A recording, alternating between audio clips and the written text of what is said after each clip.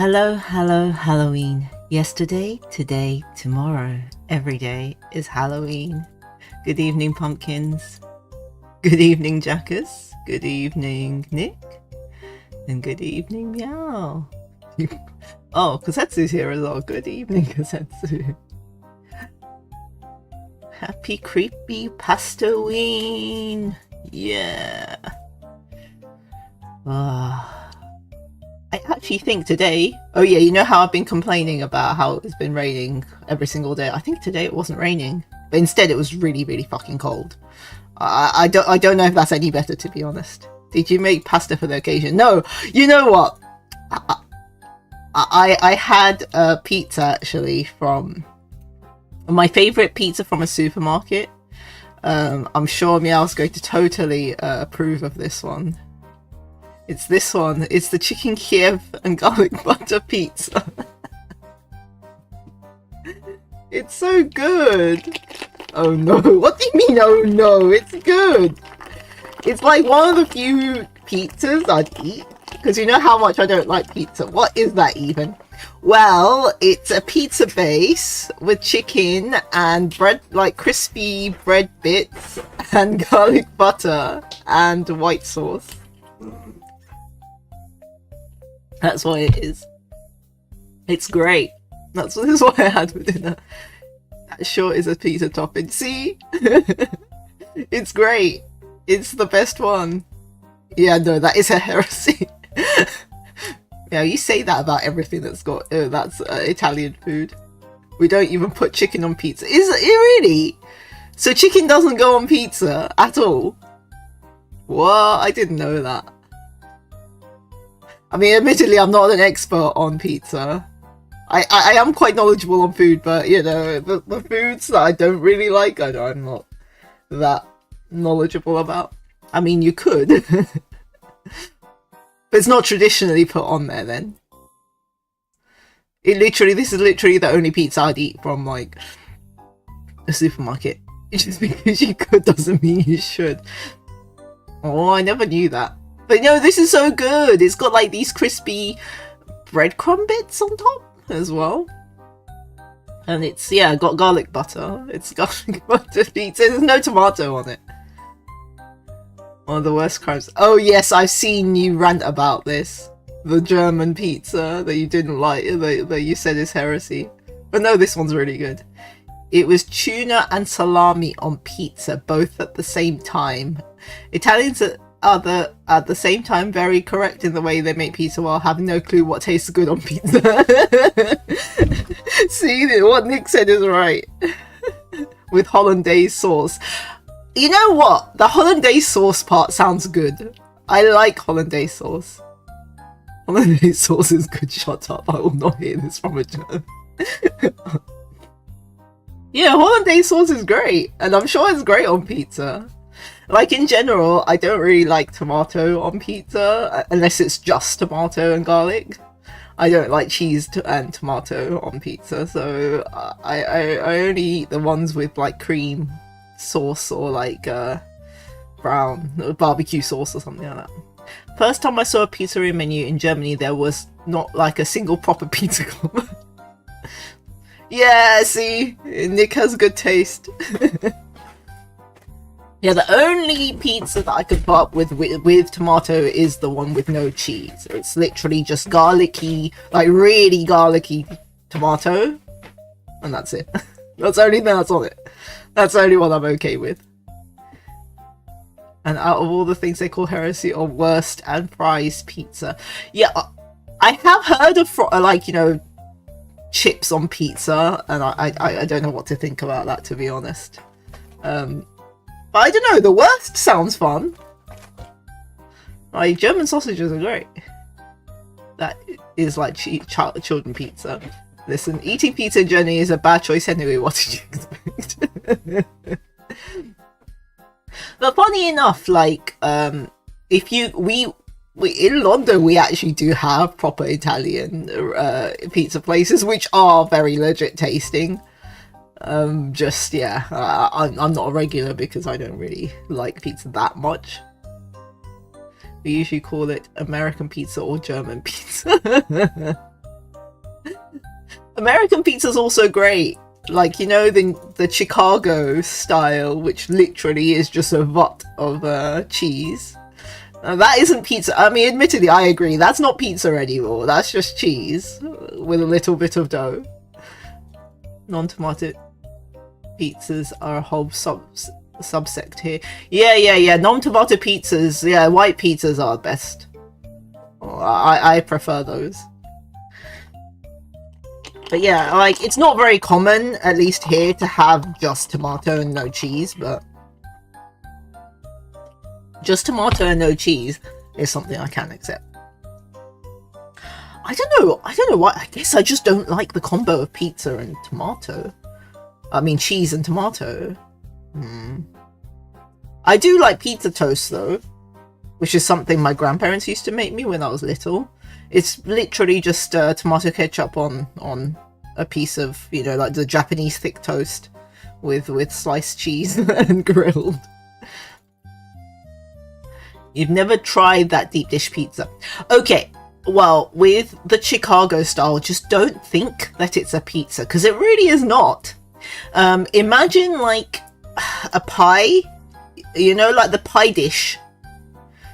That is pizza dough and then just filled with cheese and other toppings. So yeah, it's not a pizza.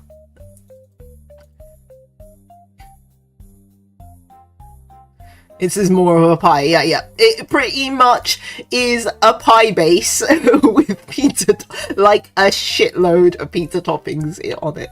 And the cheese, like literally, I think when I ate it, it literally was like, oh, I'm drinking cheese. I am actually drinking cheese. It made me think, oh my god, if Shinya ate this, should die. It was that, like, you know, it was enough to kill any lactose intolerant person. It was that much cheese. Sounds concerning. But yeah, it is tasty. I mean, it's, as I said, it's American food. It's tasty. Just don't think that it's pizza, and don't think it's going to be good for you at all whatsoever, because it isn't. Yeah, I don't know. I think I just don't like mozzarella cooked. I like raw mozzarella. I don't seem to like it cooked very much. You've had pizza with a pasta on top from a supermarket. Oh yeah. There was a restaurant here that was doing that.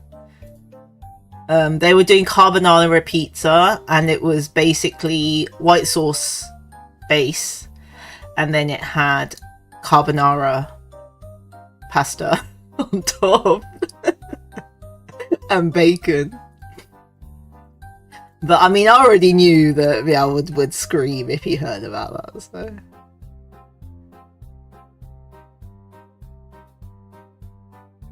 You bought it in Germany and took it back to Italy to curse your parents with it. Or how much effort did you go into to curse your parents? It was just no, but honestly, the carbonara one was great, but I'm sure it's not legit carbonara either, so I'm sure it would have been double traumatic for you if you saw it. But it was, for a person who wasn't Italian, it was great.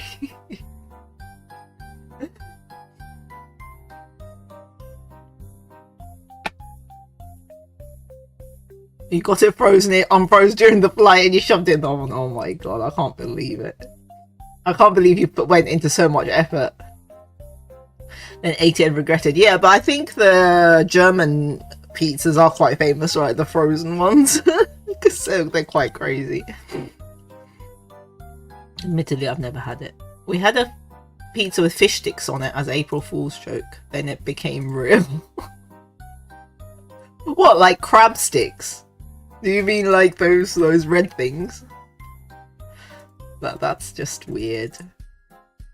Though I guess, I don't know. I guess if it's a really realistic one, then it's okay. Because there is the super realistic crab sticks. Those I think would be nice. They're true mad lads. They have pizza with banana. Oh, so like So then, do they treat it a bit like plantain? Do they treat the banana like plantain? To be honest, I do like plantain. I love plantain. Because I'm a big fan of fruit with meat. So I love that's why I like pineapple on any sorts of meat. I also like applesauce with pork. I also like cranberry with any sort of bird, poultry. You saw it online and my grandma cried from a grave. Yeah, I'm assuming they are using banana like people use plantain. Because, you know, plantain's usually eaten kind of savoury, but it is kind of sweet. You like pineapple with savoury, but I did try it on pizza. I can confirm it does not belong there. Well, what about that pizza that's, I think an Italian restaurant, like a legit Italian place in London once made the Diablo pizza, which was pineapple, but it wasn't like the traditional American, you know, cheese and ham and pineapple. It was something else. It was pineapple and something else, and it did look very legit. The way it affects the cheese is just wrong. You can't speak about the banana one because you didn't try it. Maybe if it was no cheese it would work. Maybe. But yeah, I love pineapple and sweet and sour as well. It's like the first thing I go to eat. Like if I have sweet and sour pork or something, then I'm there picking out all of the pineapples to eat them. I do like banana with bacon. Yeah, no. I love plantain, like plantain with chorizo or like plantain with jerk chicken. It's great. I love that. Like, I know some people think it's weird and they don't want to eat it, but I like it. I really like it. I always try and get it. If I go to a Jamaican restaurant, then I'm always like, they have to get the plantain. Banana and bacon, what? I can kind of imagine like bacon pancakes. Yeah, like banana bacon pancakes. I get about that. Talking of which, it's Pancake Day today in the UK. It's Shove. Wait, it's not Thursday though. Shove Tuesday. It's Tuesday. It's Shove Tuesday. That's it. But yeah. Unfortunately, I did not have any pancakes today. I probably should have. Damn, I should have probably made some pancakes for dinner. Oh well.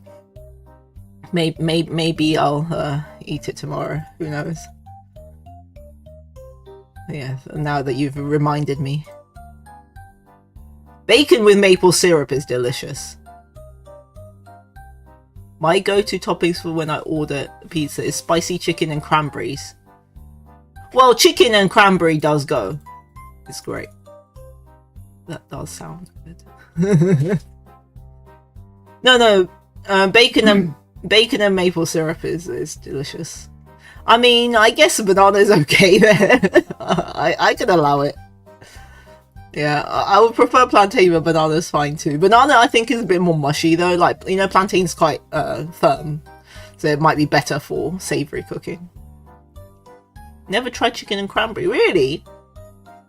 Well, like in the UK, I think most people eat turkey and cranberry, but I actually do put cranberry sauce on my chicken when I have roast chicken.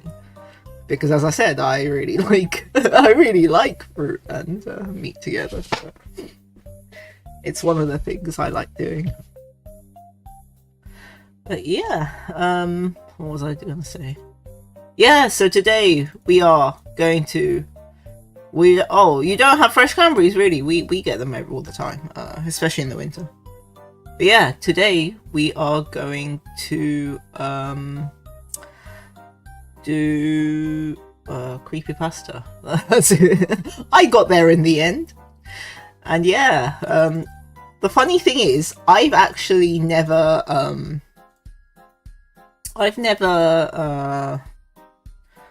read any of these creepypastas. Pasta reading, yes. I've literally, I'm serious. I don't know how I've missed all of it. Clearly because I'm forever 23 and, you know, I'm not old enough to know any of these creepypastas, but I've actually never read any of these creepypastas before. But I found all the original stories, so we're gonna read them. And yeah, it's gonna literally be my first time. Yeah, so good luck me. I haven't actually read through these, so God knows how well I'm going to be able to read it, but I'll try my best. But yeah, like literally, I know about like stuff like I know about Slender Man, but I had never really seen the photos, like all the pictures, for example. Yeah, I had never done that, and like I knew about. Oh God, what else did I know about? Like I know about a few. Like, I've seen pictures, but I've never actually read them or really known their names that much. Yeah, it's a bit bizarre.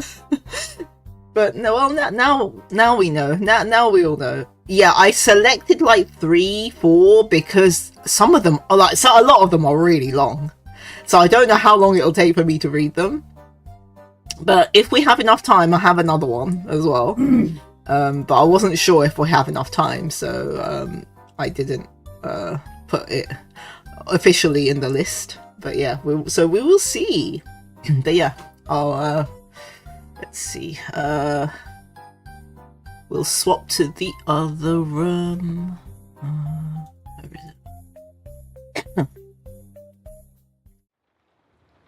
Yay! Right. Let me move a bit closer. I think I'm meant to be about here. I can't remember. Yeah, I think this is here.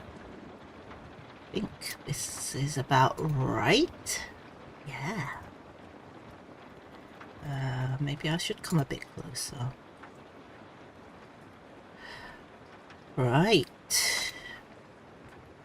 Don't mind me. Right, so the first one. Is it only meme curse ones, or did autopilot make it? I didn't. I will read autopilot if I have time. I did do the most, you know, the ones that everyone like should know, apart from me, clearly, because I don't know any of them. But yeah, we'll see, and I will. We can talk and comment through these because I'm sure some of them are probably pretty ridiculous. I don't know, but you know, Jack the Killer. Oh no, what was it? Yes. Jeff the Killer was pretty mad, so we'll see. I don't know if the rest of them are in that same sort of note, but we'll see. Right, so the first one we have is this one. Do we know this one? Let me move a bit closer. Yeah, it's Laughing Jack. So Laughing Jack seems to be a story, like a forum post, I assume. Some of them are forum posts and some of them are in like a story format. I think the Laughing Jack is made in the story mode. Good evening, Patamon. Are you a twink? I don't think so, because I'm female. Some people think I'm a guy, but I'm not. You don't know this one? Oh, really? Damn.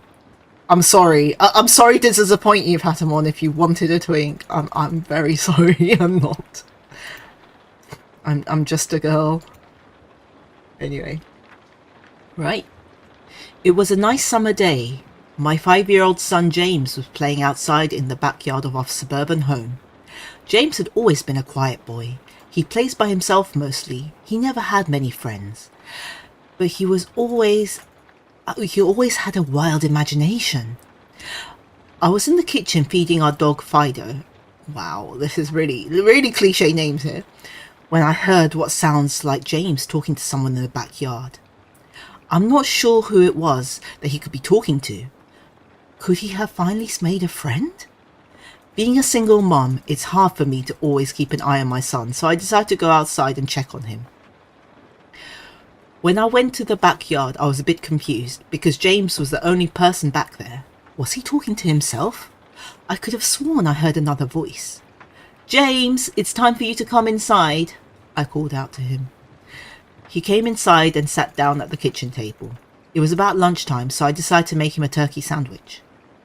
James, who are you talking out there? I asked. James looked up for a moment. I was playing with my new friend, he said, smiling. I poured him some milk and continued to pry, as any good mother would. Does your friend have a name? Why don't you ask him to have lunch with us? I asked. That's a very strange way of wording things. Does your friend have... Usually it's like, oh, what's your friend's name? She's expecting him not to have a name. James stared at me for a moment before replying. His name is Laughing Jack. I was a bit taken aback by what he said. Oh, that's a strange name. What does your friend look like? I asked, a bit confused. He's a clown. He has long hair and a big whirly cone nose. He's got long arms and baggy pants with stripy socks, and he always smiles. I realised my son was talking about an imaginary friend. Well, no shit. Like, I thought she knew this from the start. I suppose it's normal for kids his age to have imaginary friends, especially when he had no real kids to play with. It's probably just a phase. But why? Like, she should try and, go to play dates or something. Gummy is obviously a 3 feet tall bear leather. 3 feet tall. Maybe. Possibly. Who knows? Maybe no one will ever find out. The rest of the day went by as per usual, and it was starting to get late, so I put James to bed. I tucked him in, gave him a kiss, and made sure to turn on the nightlight before I closed the door. I was pretty tired myself, so I decided to go to bed not long after. I had an awful nightmare. It was dark. I was in some kind of rundown amusement park. I was scared, running through an endless field of empty tents, broken down rides, and abandoned game huts. The whole place had a horrible look to it. Everything was black and white. The prize stuffed animals all hung from nooses in the game huts, all with sick grins stitched onto their faces. It felt like the whole park was looking at me, even though there wasn't another living thing in sight. Then suddenly, I hear music begin to play. The sound of Pop Goes the Weasel being played on a squeeze box echoed through the park. It was hypnotizing.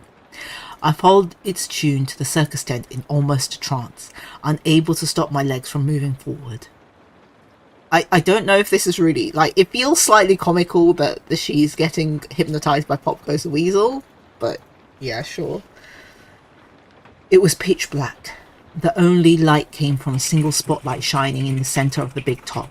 As I walked toward the light, the music slowed down. I found myself singing, unable to stop. All around the mulberry bush, the monkey chased the weasel. The monkey thought it wasn't all fun. The music stopped right before its climax, and suddenly the lights shot on. The intensity of the light was practically blinding. All I could see was a small dark silhouette shuffle towards me. Then another one appeared, and another, and another. There were dozens of them, all coming towards me. I couldn't move, my legs were frozen. All I could do was watch as the haunting figures drew nearer. As they got closer, I could see. They were children! As I looked at each one, I noticed they were all horribly disfigured and mutilated. Some had cuts all over their body, others were severely burnt, and others were missing limbs, even eyes. The children enveloped me, clawing at my flesh, dragging me to the ground and tearing inside me. As the children tore me apart and I faded away, all I could hear was laughter, horrible, awful, evil laughter. Yeah, that they were children was all in caps for some reason. I assume it was a dramatic effect. It was all in caps, so I decided to make it all in caps as well. And go me for remembering the tune of Pop Goes the Weasel. Even as I said, this is the first time I've read this. I'm patting myself on the back here. I woke up to the next morning in a cold sweat. After taking a few deep breaths, I looked over and saw that a few of James's action figures were positioned facing me on top of my nightstand. I sighed. James had probably woken up early and put those there. I gathered up all the toys and made my way to James's room. However, when I opened the door, James was sound asleep. I just shrugged and placed the toys back in his toy box and headed out to the living room. A little while later, James woke up and I made him his breakfast. He was quiet and seemed a bit groggy. Perhaps he didn't sleep well either. I decided to ask him about the toys. "James, honey, did you put the toys in Mummy's room this morning?" His eyes shot up at me for a moment, then quickly glanced back down at his cereal. "Laughing Jack did it." I rolled my eyes and responded, "Well, you tell Laughing Jack to keep his toys in your room." James nodded and finished up his breakfast, then decided to go to play out in the yard.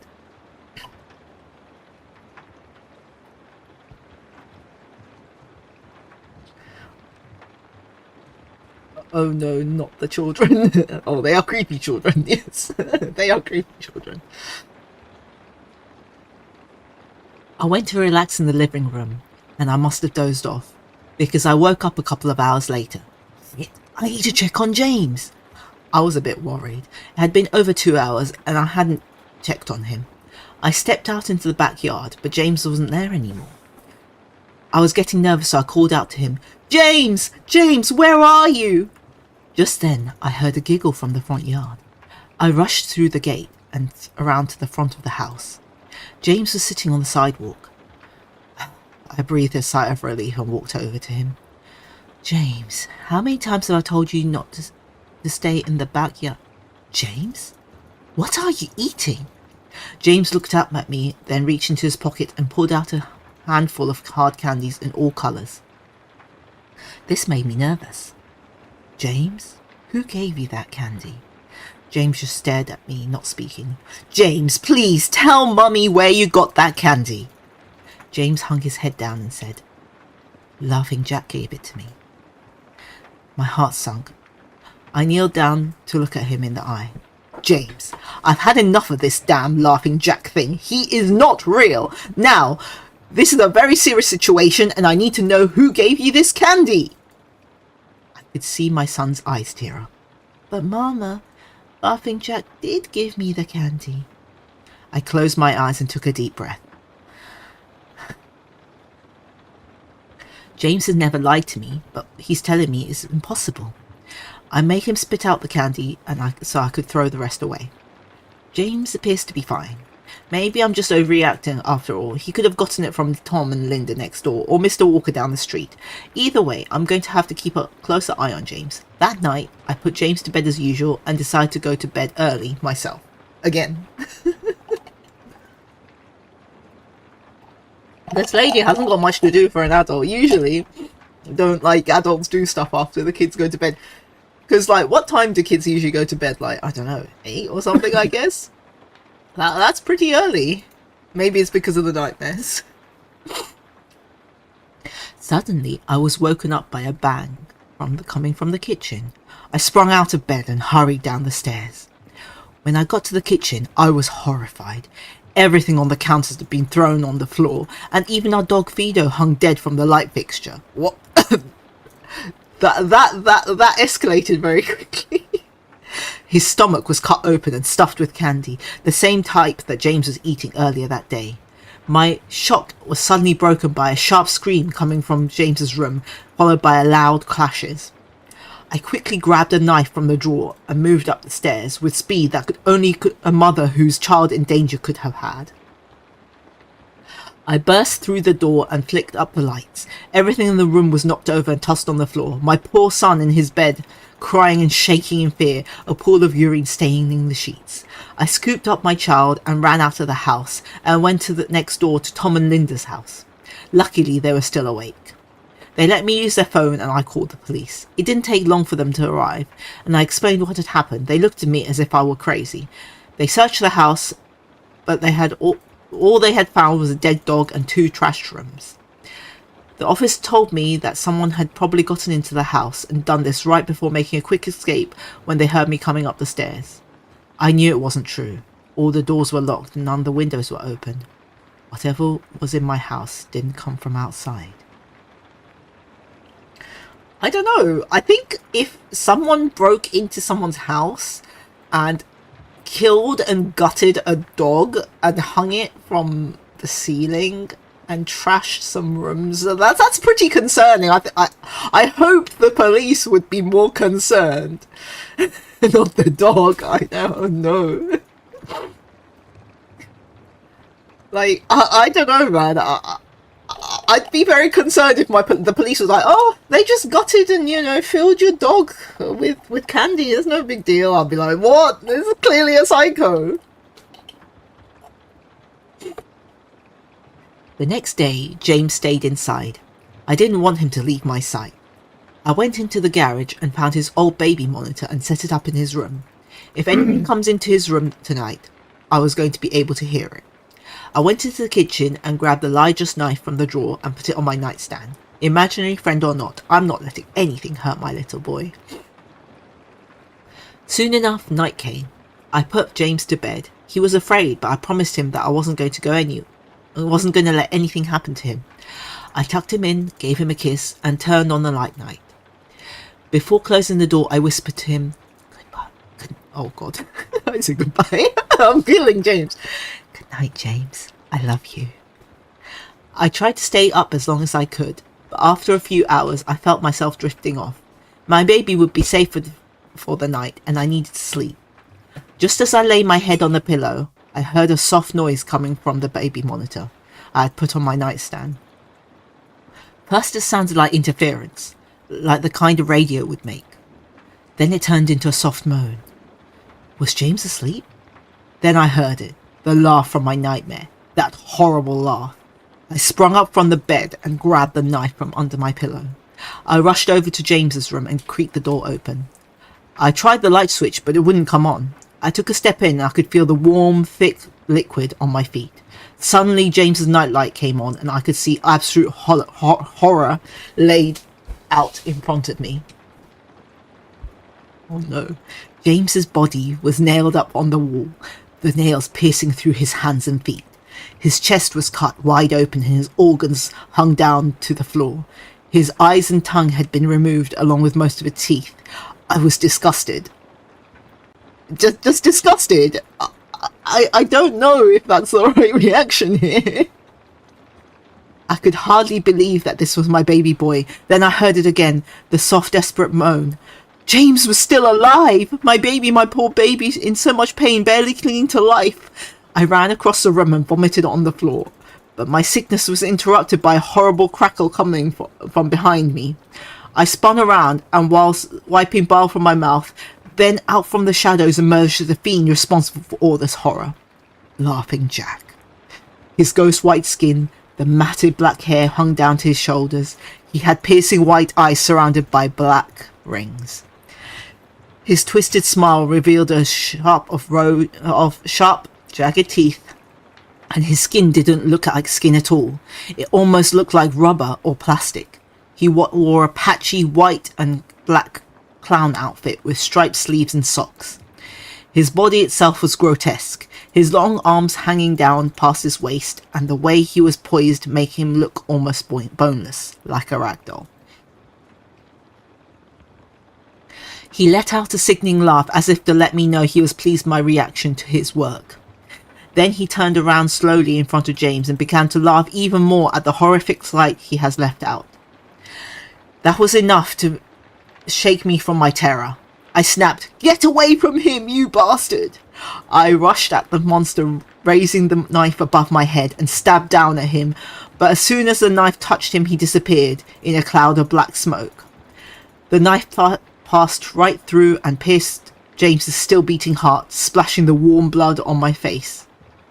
No. What have I done? My baby! I killed my baby! I immediately fell onto my knees, and I could hear sirens in the distance growing louder. My boy, my sweet baby boy, I promised Mummy would protect you, but I failed. I'm sorry, James. I'm sorry. The police soon arrived to find me in front of my son, still wielding the knife covered in my baby's blood. The trial was short. Insanity. I was placed in the Famulo's house for criminally insane, where I have been for the past 2 months. It's not so bad here. The only reason I'm awake now is because someone is playing Pop Goes the Weasel outside my windows. I'll talk to the orderlies about it in the morning. The end. Maybe it was James all along. No, apparently it was the lady all along. Who knows? Or maybe it's Laughing Jack. Yeah. Who knows? Who knows what it was? But no, who called the police then? Because she was just busy sicking, right? She was busy being sick and then she killed her son. Yeah, it was before. Yeah, I get it. Yeah, that it's a mild case of schizophrenia. Yeah, something like that, maybe. But yeah, I know this is a very iconic creepypasta that all the teenagers used to like in the Y2k times. But yeah, apparently neighbors heard, maybe, but apparently no one made much noise, right? Only her a little bit. But well, maybe she was they lived in you know, I don't even know where this is set. Is this set in America or where is this set? I assume I'm gonna assume it's America. Maybe it's a part of America where you know, the neighbors actually would call for that kind of thing. You didn't know this one, really? Yeah. I had seen the picture of Laughing Jack, but obviously I had never read it before. But yes, I'm very proud of myself for knowing the Pop the Ghost the Weasel tune. I didn't like. I have heard the lyrics for Pop the Ghost the Weasel a few times, but like I've never tried to sing it, so that was my first attempt at singing it. Yay, go me! I'm very proud of myself. Right. Oh, 1 second. I realized I didn't pull up something.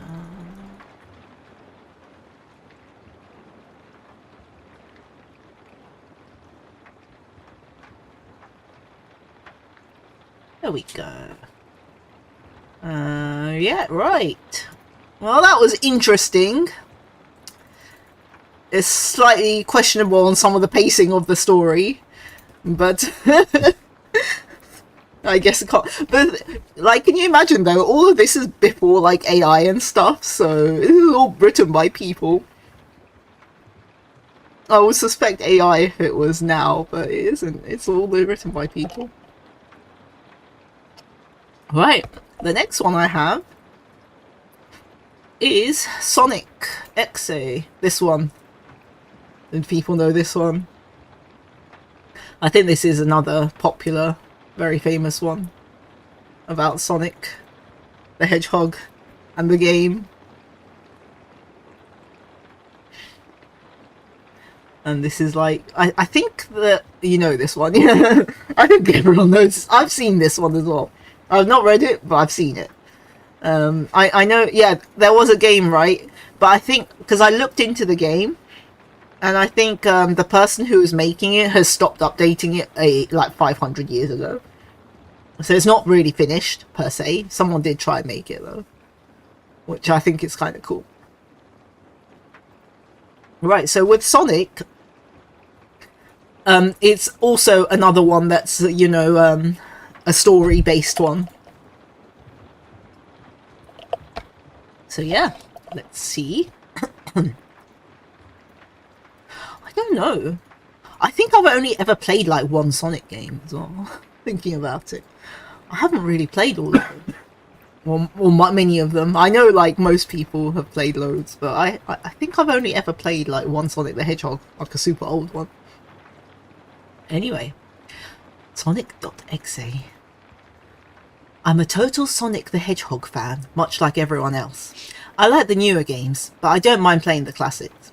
I don't think I've ever played glitchy or hacked games before, though I don't think I want to play any after the experience I had. It started on a nice summer afternoon. I was playing Sonic Unleashed. I liked how you can get to explore the towns in it, until I noticed, out of my peripheral vision, that a mailman had arrived and put something in my mailbox as usual and left. I paused my game to go and see what I got in the mail. The only thing in the mailbox was a CD case for computers and a note. I took it inside. This is definitely early 2000s for games to come in CD cases. I looked at the note first and realised it was from my dear friend Kyle, let's call him that, whom I hadn't heard from in 2 weeks. I know that because I recognised his handwriting, though what is weird is how it looked.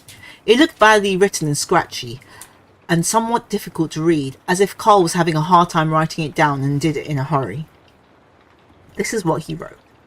Tom, I can't take it anymore. I had to get rid of this thing somehow before it was too late, and I was hoping you'd do it for me. I can't do it. He's after me, and if you don't destroy this CD, he'll come after you too. He's too fast for me.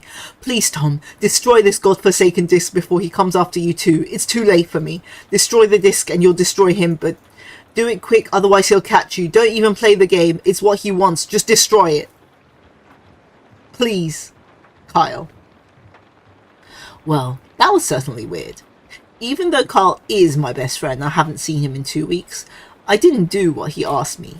Why? Why would you not do it? I didn't think that a simple gaming disc would do anything bad to him after all. It's just a game, right? Boy, was I wrong about that. Anyway, I looked at the disc and it looks like any ordinary computer CD-R disc, except it had black marker written on it saying Sonic XA, and it was unlike Kyle's handwriting, meaning he must have got it from someone else, like a pawn shop or eBay. When I saw Sonic on the writing of the CD, I was actually excited and wanted to play it since I'm a big Sonic fan. I don't know. This is some best friend.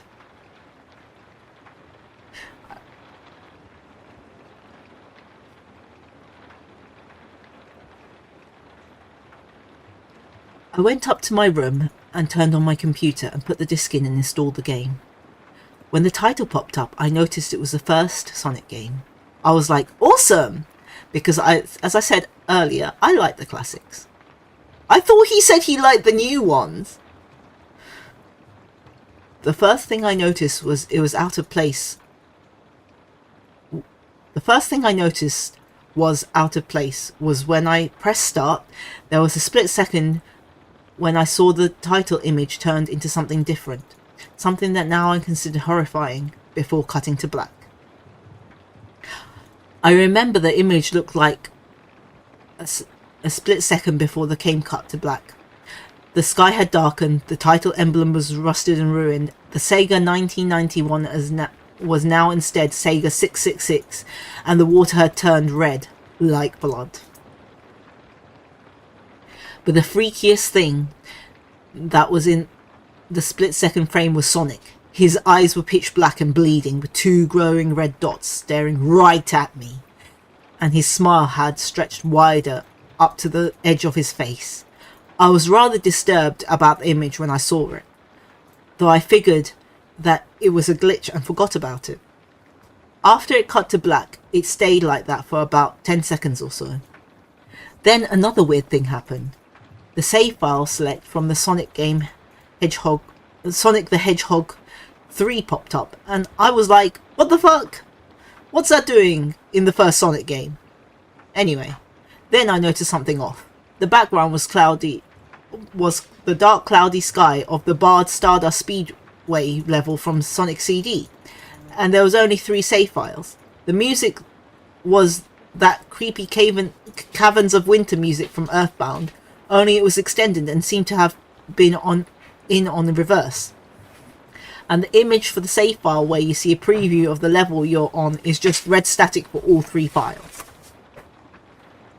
I assume for Sonic fans people can understand what this is. I have no idea what any of this means. But I assume it's really creepy, like Lavender Town. What freaked me out more was the character select. It only showed Tails, Knuckles, and to my surprise, Dr. Robotnik. Now, I was sure that something was up. I mean, How can you play as a Robotnik in a classic Sonic game, for crying out loud? That's when I realised this wasn't a glitchy game, it was a hacked game. Yeah, it definitely looked hacked. It was really creepy, but as a smart gamer, I wasn't scared. Or at least I tried not to be. I told myself it was just a hack game and there was nothing wrong with that. Anyways, shaking off that creeped out feeling, I picked file 1 and chose Tails, and when I selected and got started, the game froze for about 5 seconds and I heard a creepy pixelated laugh that sounded an awful lot like that Kefka guy from Final Fantasy before cutting to black. Okay, we have a Kefka cameo appearance. The screen stayed black for about 10 seconds or more. Then it showed the typical level title thing, except for the simplistic shapes were different shades of red and text showed only Hill Act 2, 1 even, sorry. Hill Act 1. The screen faded in and level title vanished, revealing Tails in Green Hill Zone from Sonic 1. The music was different though, it sounded like a peaceful melody in reverse. Anyway, I started playing and had Tails start running like you would in any of the classic Sonic games. And what was odd was that Tails was running along the level. There was nothing but flat ground and a few trees for 5 minutes. Sorry, this is written so badly, it's really hard to read it. The grammar, I'm pretty sure, I think this is like level of like, you know, Jeff the Killer level. I'm pretty sure a 13-year-old wrote this. That was when the peaceful music started to lower down into slow, deep tones very slowly as I kept going. I suddenly saw something and stopped to see what it was. It was one of those small animals lying dead on the ground bleeding. That's when the music started to slow down. Tails had a shocked and saddened look on his face that I never saw him have before, so I have him move along, and he kept that worried look on his face. As he kept moving, I saw more dead animals as Tails moved past them, looking more and more worried as the music lowers and he moves past more dead animals. I was shocked to see how they all died. They looked like someone killed them in rather gruesome ways. A squirrel was hanged on a tree with what appears to be his entrails hanging out. A bunny had all 4 limbs torn off and a duck had his eyes gouged out and his throat slit. I feel sick to my stomach when I saw this massacre, and apparently so did Tails. After a few seconds there was no more animals and the music seemed to have stopped. I still kept Tails to continue. Good evening, Yasu. He's just right. It's for the immersion, of course he's writing it in character. Yeah, of a child, I guess, yeah. Everyone starts somewhere. But can you imagine something you wrote when you were probably 13 becomes iconic, like one of the most iconic like creepypastas? That's crazy. I'm sure whoever it is who's written this is probably cringing now, going, oh my god, I can't believe that it's still around and people are still reading it. After a minute passed after the music stopped, Tails was running up a hill and then he stopped. It wasn't until I saw why. Okay, if there's something really weird, like grammar-wise, it's me reading it exactly how it is. Sonic was there on the other side of the screen with his back against Tails, with his eyes closed.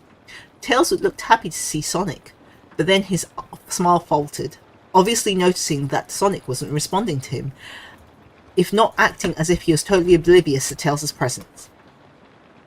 Tails walked slowly towards Sonic, and I noticed I wasn't even moving my keyboard to make him move, so this had to be a cutscene. Suddenly, I began to have a growing feeling of dread as Tails walked closer to Sonic to get his attention. I felt that Tails was in danger and something bad was going to happen. I heard faint static growing louder as Tails was but inches away from Sonic and stopped and stuck his hand out to touch him. The foreboding feeling in my gut was growing stronger and I felt the urge to tell Tails to get away from Sonic as the static grew louder. Suddenly, in a split second, I saw Sonic's eyes open and they were black with those red glowing dots just like the title image. though there wasn't a smile. What happened? Then what happened? The screen turned black, and the static sound was off. It stayed black for about 7 seconds, and then white text appeared forming a message saying, "Hello, do you want to play with me?" At this point I was creeped out. I didn't want to continue with the game, but my curiosity had the better of me, and I was taken a different level, with the title now saying, "Hide and Seek."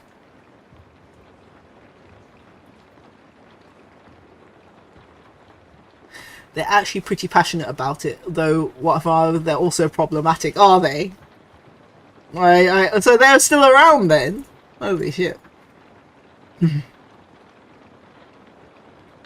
This time, I was in the Angel Island level from Sonic 3, and it looked like everything was on fire. Tails looked as though he was scared out of his bits at this time. He looked at me and made frantic gestures to me as if he wanted to get out of the area he was in as fast as possible. I was starting to get freaked out by this. I mean, Tails was actually breaking the fourth wall, trying to tell me to get him out of here.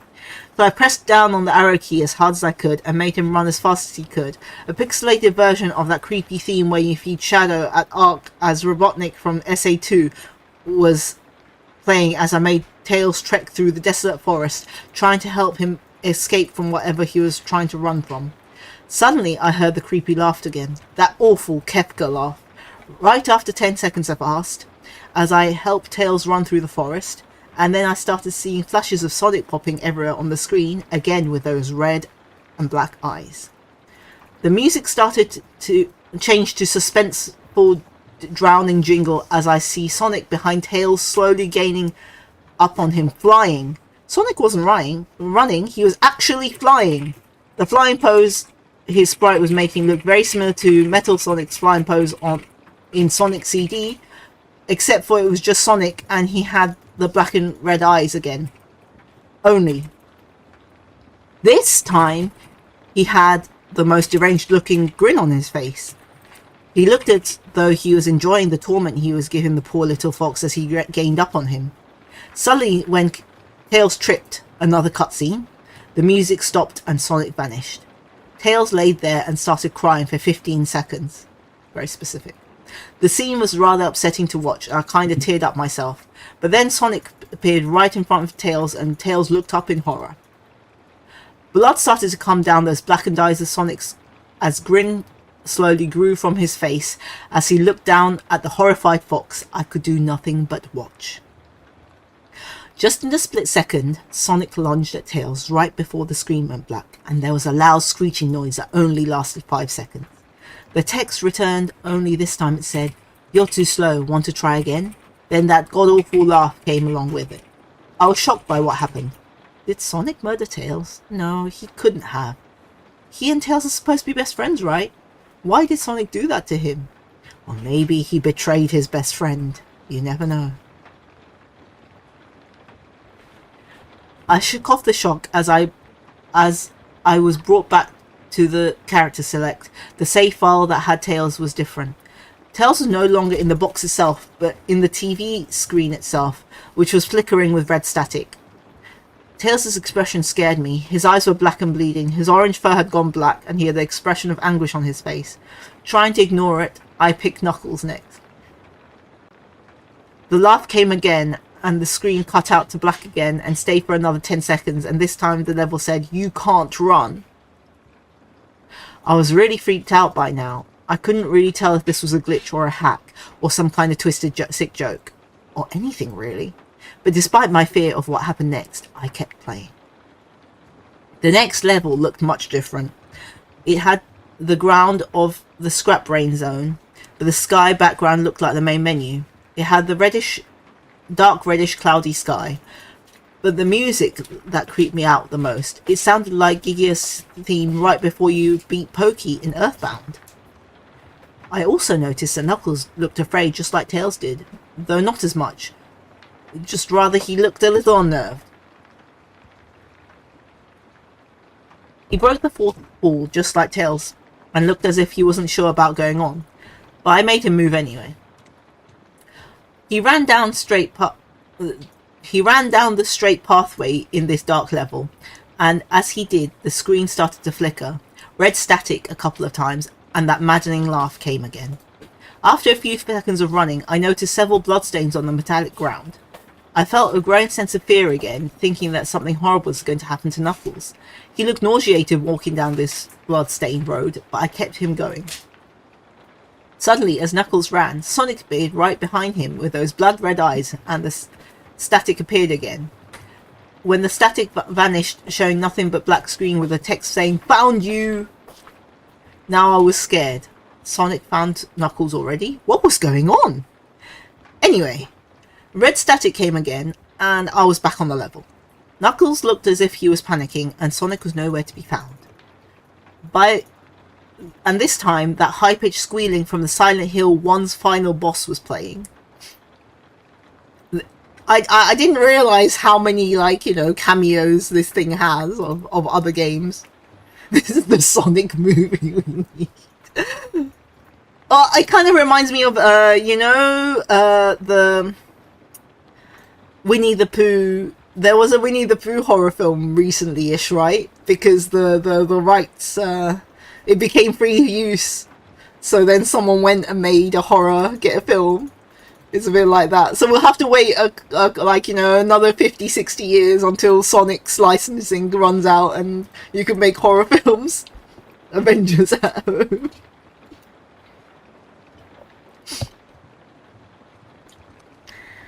Was this some kind of boss battle with Sonic? I hope you got it wasn't, honestly. Suddenly, Sonic appeared right behind Knuckles in what appeared to be a pixelated black smoke.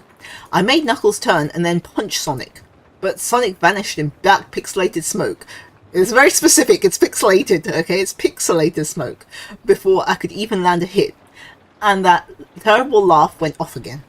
Then Sonic appeared behind Knuckles again, and I made him punch again, and Sonic vanished again, laughing. Knuckles was panicking even more, and even I felt like I was going crazy. I mean, not gonna lie, you probably are going crazy if you are seeing this. Sonic was practically playing with us. He was playing a sick, twisted little mind game with me and Knuckles. Another cutscene played as Knuckles fell to his knees and clutched his head, sobbing. I felt his agony. Sonic was actually driving us both crazy. Then, the split second, Sonic lunged at Knuckles and the screen went black and another distorted screeching noise that lasted at least 3 seconds. So it's gotten shorter though. It was 5 seconds last time, it's 3 seconds this time. Another text message appeared. So many souls to play with, so little time. Would you agree? What the hell? Just what was going on? I started to think Sonic was actually trying to talk to me through the game, but I was too scared to think that. Well, this is what happens when you don't listen to your best friend who told you to destroy it. I mean, he was like, he's my best friend, you know, usually, I listen to him, but today, nah, I'm gonna play it. Well, this is what happens. This is what happens to bad kids who don't listen to their best friends.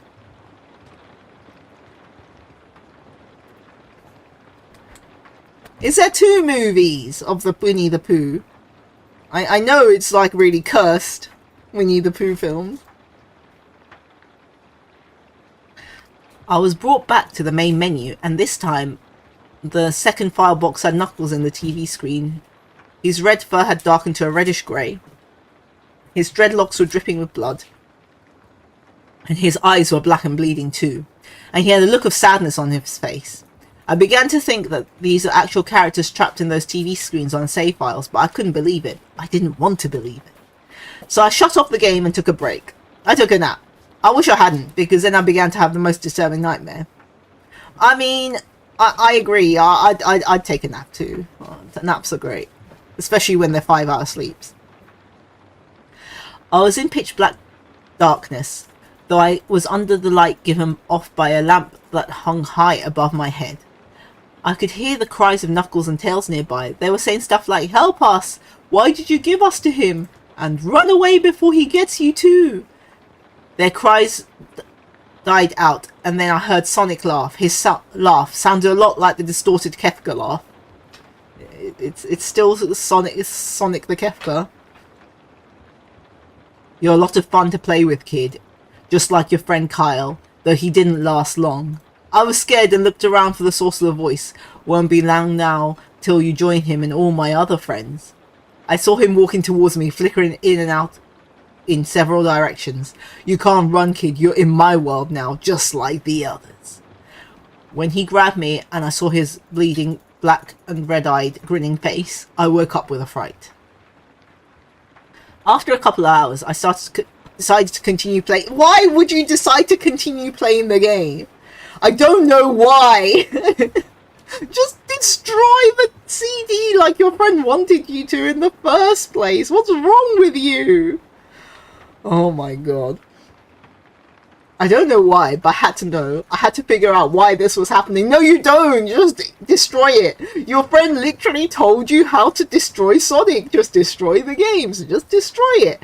You know, like, those CDRs are easy to ruin. Just take a knife at it or snap it in half. You know? God, what is wrong with this child?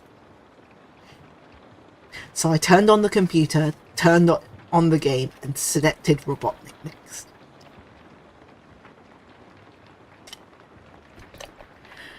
I still thought it was wacky playing as Robotnik, but anyway, the level title appeared again, and this time it said ... which I found really freaky. This time I was in some kind of hallway. It didn't really look like it was from any of the classic Sonic games, though it had this pixelated style. The floor was shiny and checkered. The walls here are dark purple, greyish purple with animated candlelights and a few dark bloodstains here and there. And there was a dark red curtain hanging above the top part of the screen. Every 12 seconds or so, the red curtain sways very slowly, but whenever you're playing the game, you can barely see it move. Well, yeah, because you know, like 12 seconds in a game, that's quite a long time. You'd probably run past it by then, right? The music was oddly pleasant, a piano playing rather a sad yet peaceful song. But I knew better. This song that was played in Hill Act 1, only it wasn't in reverse. Robotnik didn't look entirely nervous like Tails and Knuckles did, but he did have a suspicious look on his face as if he was a little bit paranoid. He did a little animation when I left him standing. He turns his head left and right at least twice and then shrugs at me, as if he has no idea where he was or what's going on. Even though I was scared out of my mind about what was going to happen, I had Robotnik continue forward. He did his usual running animation. You know, when you beat him at the end of a classic Sonic game and you chase him. As we continued down the hallway. When I stopped at a long flight of stairs leading downwards, now I was nervous. Even Robotnik seemed unsure of himself, though I pressed onward. As I led Robotnik downstairs, I noticed that the walls had gotten darker and more reddish. The red torches are now eerie blue. Then we landed into another hallway. This one was longer than the last one, or at least it felt like it. When we headed down another flight of stairs, this one was much longer. It took at least 1 full minute. Bruh, that's normal for a horror game. All horror games have an infinity stare. She should know this. And then I heard that horrid Kefka laugh again, and then the music slowly faded until it was quiet. As it did, the walls turned more dark red and the torches were a black flame now. When Robotnik landed into the third hallway, I noticed he now looked really creeped out, though he tried to hide it. I couldn't blame him. I was scared too. Why did you stop playing then? Why? You had the option not to play. The image showed an image of Sonic standing in the darkness, where you can only see his face, where his head and torso faded into black. He looked so real you could actually see the lines on his blue fur, as if you could actually feel the fur if you touched the screen. His face, oh god, he had the most horrifying smile I had ever seen. And there was something considering I saw that image at the start of the game. His eyes were black and wide, and once again crying blood, but there were two small glowing red dots in those black eyes staring right at me, as if staring into my mind. His grin was wide and demonic. It stretched to the sides of his face like a Cheshire cat, except Sonic had fangs, very sharp fangs, much like werehog's teeth, except more vicious looking, somewhat yellowish, and from the look of it, he had stains of blood and small bits of flesh on his lips and fangs, as if he ate some animal. I'm pretty sure Cheshire Cat has fangs as well. He has a full mouth of fangs. I stared at the gruesome image for a good 30 seconds, never taking my eyes off it. So in my head now, I've got this image of this kid just having a stare down with like this feral Sonic. I felt as if he was actually looking at me, smiling at me. That face. It took 10 seconds for it to etch itself into my brain for good. So it took 10 seconds for him to remember it, but he did another good 20 seconds just for good measure. Then the screen flickered with red static again 3 times, and on the 3rd time I heard the Kefka laugh. Except this time it sounded distorted, demonic even. It went back to the image again, except this time there was text again, though it was messed up, but it was pretty much one of the most horrifying things I looked at since I had this game. I am God.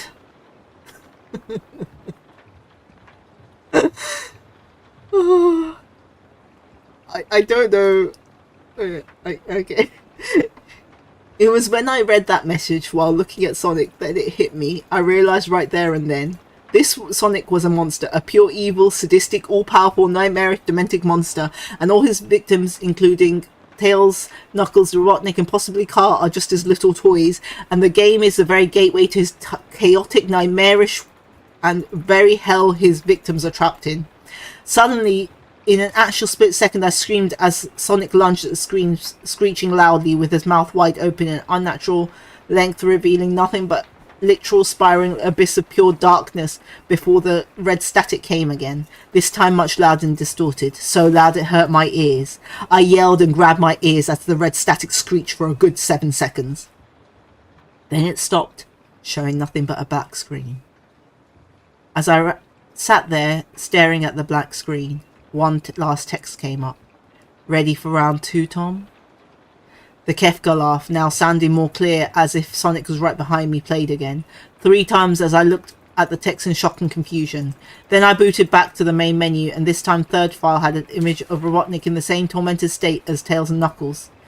Robotnik's skin had turned a dull grey, his moustache drooped and blackened, his glasses broken, blood coming from them, and he had a mere dead-like expression on his face. Bro, this guy clearly failed Tails, Knuckles, and Robotnik. Yeah, you know, he should have beaten Sonic. I looked at Tails, Knuckles, and Robotnik, and I cried a bit. Pitied them for the agony they're going through. They were forever trapped within this game, forever tormented by the horrid hedgehog, and always will be. Then the computer shut itself off. I couldn't turn it back on no matter what I did. What? This what's it called? This Sonic broke his whole computer. I sat there for maybe 25 seconds. Only 25 seconds, horrified by what had just happened. Sonic was a very embodiment of evil. He tortures people in the way his game in more ways than one, and then he gets bored and he drags you into the game, literally drags you to hell where he can play with you always as his toy. I can't get the game out of my computer. I think it's stuck in there, but I managed to turn it back on now. After I sat there for like 25 seconds, and another 25 seconds, I heard a voice right behind me like a whisper. Try to keep this interesting for me, Tom. I turned around to see where the voice came from, and what I saw made me scream. Sitting on my bed, staring right at me, was a Sonic plushie, smiling, with bloodstains under his eyes. He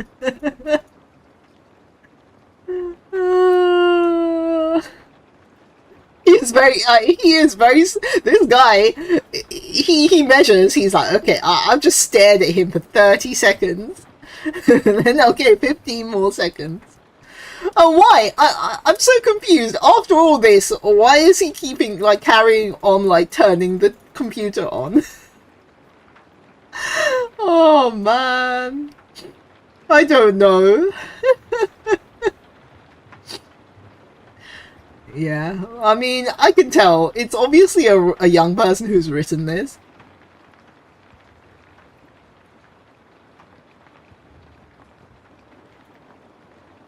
The Disney version. Oh, I guess, yeah, for the Disney version. But, like, you know, the Tim Burton version and stuff. I mean, he's a cat, right? So, cats have fangs. Those normal real cats have fangs too, right? But yes, so that was a Sonic the Hedge, a Sonic EXE, which also apparently was a game. I don't know. I do admit, Laughing Jack was written very well, as in like prose-wise, it was written very well. Whereas Sonic was much harder to read. But I guess it's... I don't think Tim Burton's... Oh, I guess, yeah. Because this was like early 2000s, right? So yeah, I guess for him, he only knows about the other one. I'm pretty sure the classic, though, the classic art for Alice also has Cheshire Cat with the fangs, but I'm not sure. Maybe. Let me have a look. Cheshire Cat.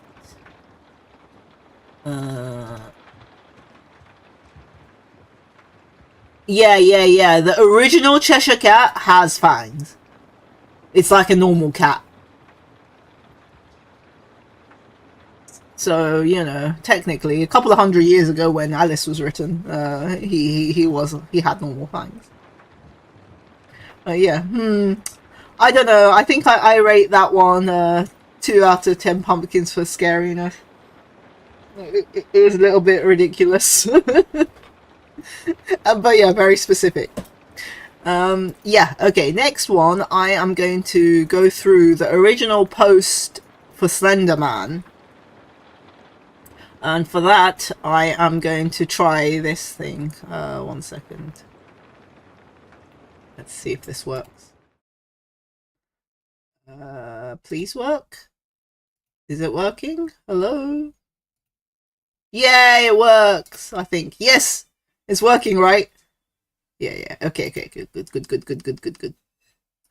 So yeah, basically, Slender Man was made by this guy called Victor Surge, apparently. And it was part of like some sort of Photoshop competition. And this was the original forum and post.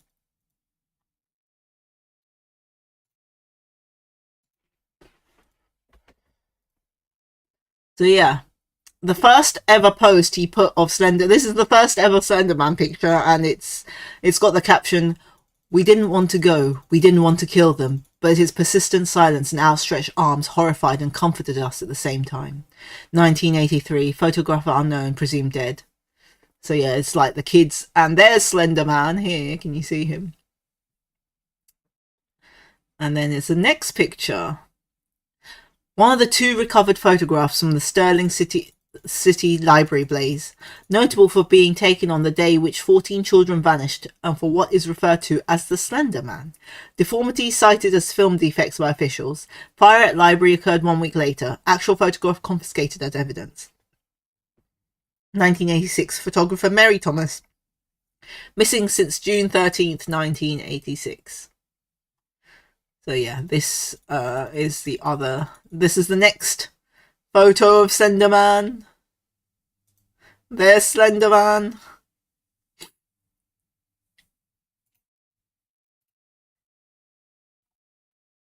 And then... Maybe I'll do some more research. I've heard there may be a couple more legit Slender Man photographs out there. I'll post them if I find them. Also seconding the 1920s time traveler picture was as awesome. Oh yeah, it's the error thing. Okay, it's the 5th, May the 24th, 1995. 1994. Wilkes Estate. One subject reported nothing out of the ordinary before taking this photograph. Lower stairs area was said to be very dark. Subject states that after the camera flash, he heard a sound like a watermelon being unable to understand subject. Watermelon being... maybe. Oh, there's Slender Man. But he has a face here. Can you see? 24th of May, 1993. Subject unable to recall events after mana power failure. Unable to question the other 2 unidentified subjects. Camera and film acquired from Gloria Creedy, current resident of Woodview Mental Hospital and Psychological Rehabilitation Clinic. Film mostly uncontaminated despite mass blood and human tissue present on the camera. No positive ID on Amelia's tall and slender subject. Facial blur caused by possible contamination. Okay, so apparently whoever took this photo got smushed. Early digital analysis indicates a tall subject may have no eyes. He does have eyes! Anomalies previously thought to be film errors and flash artifacts are now thought to be appendages. Yeah, so these. Final identified subject reported missing along with the other 33 patients and staff of Woodview Mental Hospital and Psychological Rehabilitation Clinic South Wing. Further inquiry to cease immediately. See report 33392. Oh, we have more Slenderman photos. So yeah, these are all the original pictures, it seems, that had inspired, like, I think there's TV series Slenderman or something. And all the lore, it came from these posts. So yeah, there's this thing that's apparently found. Fog rolled in, 3 p.m, it appeared. 3:27, Mark and even went outside, couldn't... Oh, I can't read that. Fog too thick, screams and sounds like a baby laughing. Oh, that's so cute! What? Slenderman comes with baby laughter sounds. That sounds great. It's out of the fog, but deeper outside. We may be a little at town.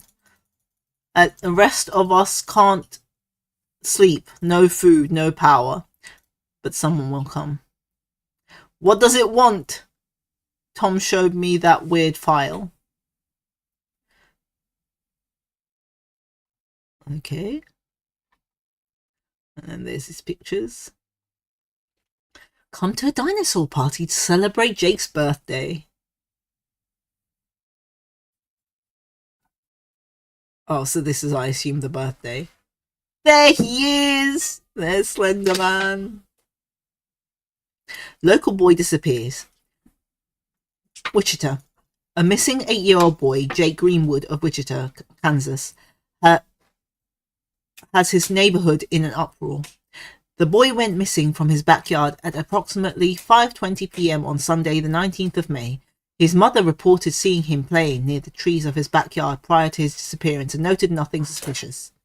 School officials state that in the weeks leading up to his disappearance, that he had been irritable at school and at home, often complaining of a tall, very thin man in all black. Police declined to comment at this time. So, some more disappearances.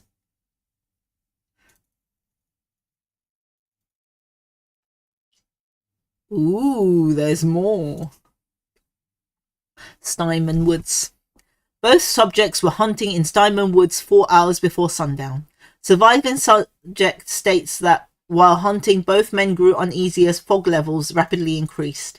A constant murmuring sound, accompanied by a low hum, eventually became apparent to the two men an hour after the fog increased.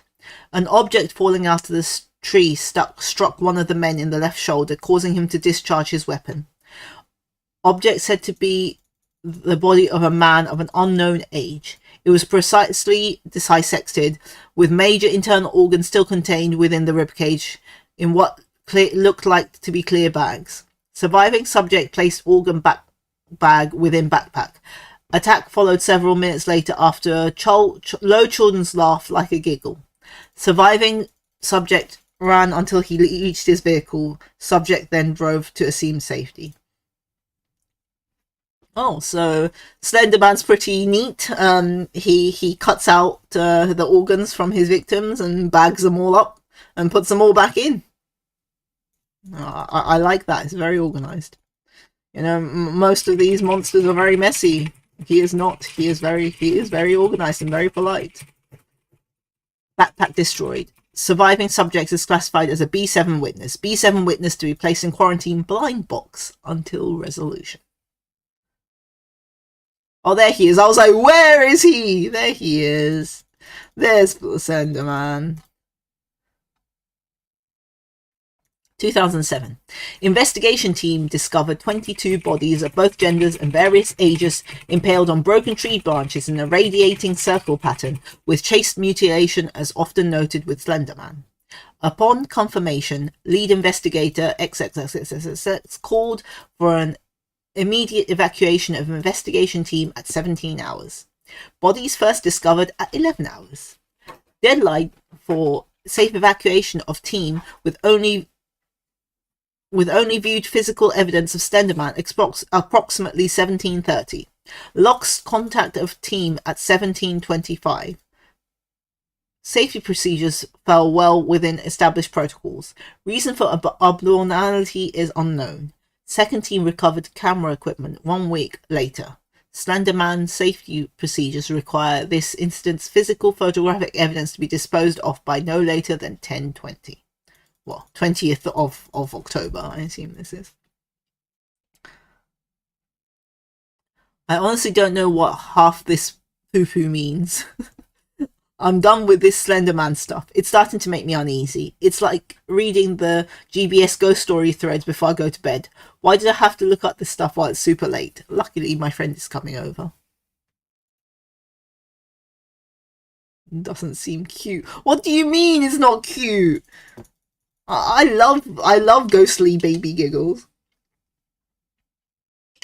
That's why PT was so peak. But I was so excited for PT because it was a baby, right?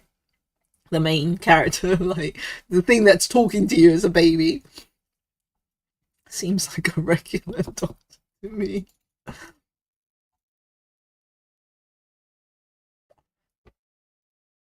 My friend is here. Just came in, barely made up the stairs, got pictured all it's right in the hall, and look at this picture, doesn't want to know about Don't Loo. Okay. Is that Slenderman? He has a face! So yeah, that's it. That is the original lore for or like story of Slenderman when it first was made. Yeah, I think it was originally some sort of competition. Apparently, I didn't know this. Apparently, it was a Photoshop competition back in 2006, and it was a guy who had submitted some of this and then made some lore, and it just grew legs, basically. Pretty interesting, I think. I do like it. Very spooky. Yes, it is. It's pretty spooky. Alright, let me go back to the other room.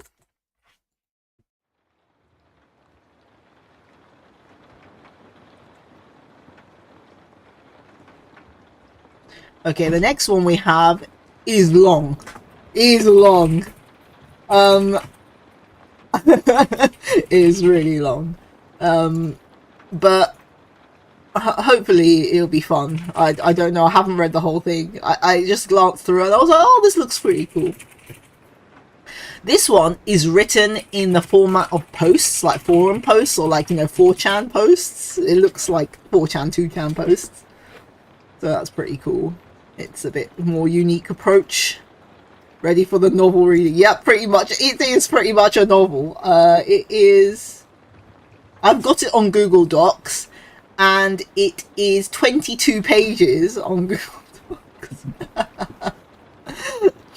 we'll see. Right, it's Ben Drowned. Does everyone know Ben Drowned? This one, it's the what's it called? Legend of Zelda horror creepypasta about a boy who played Legend of Zelda, I guess.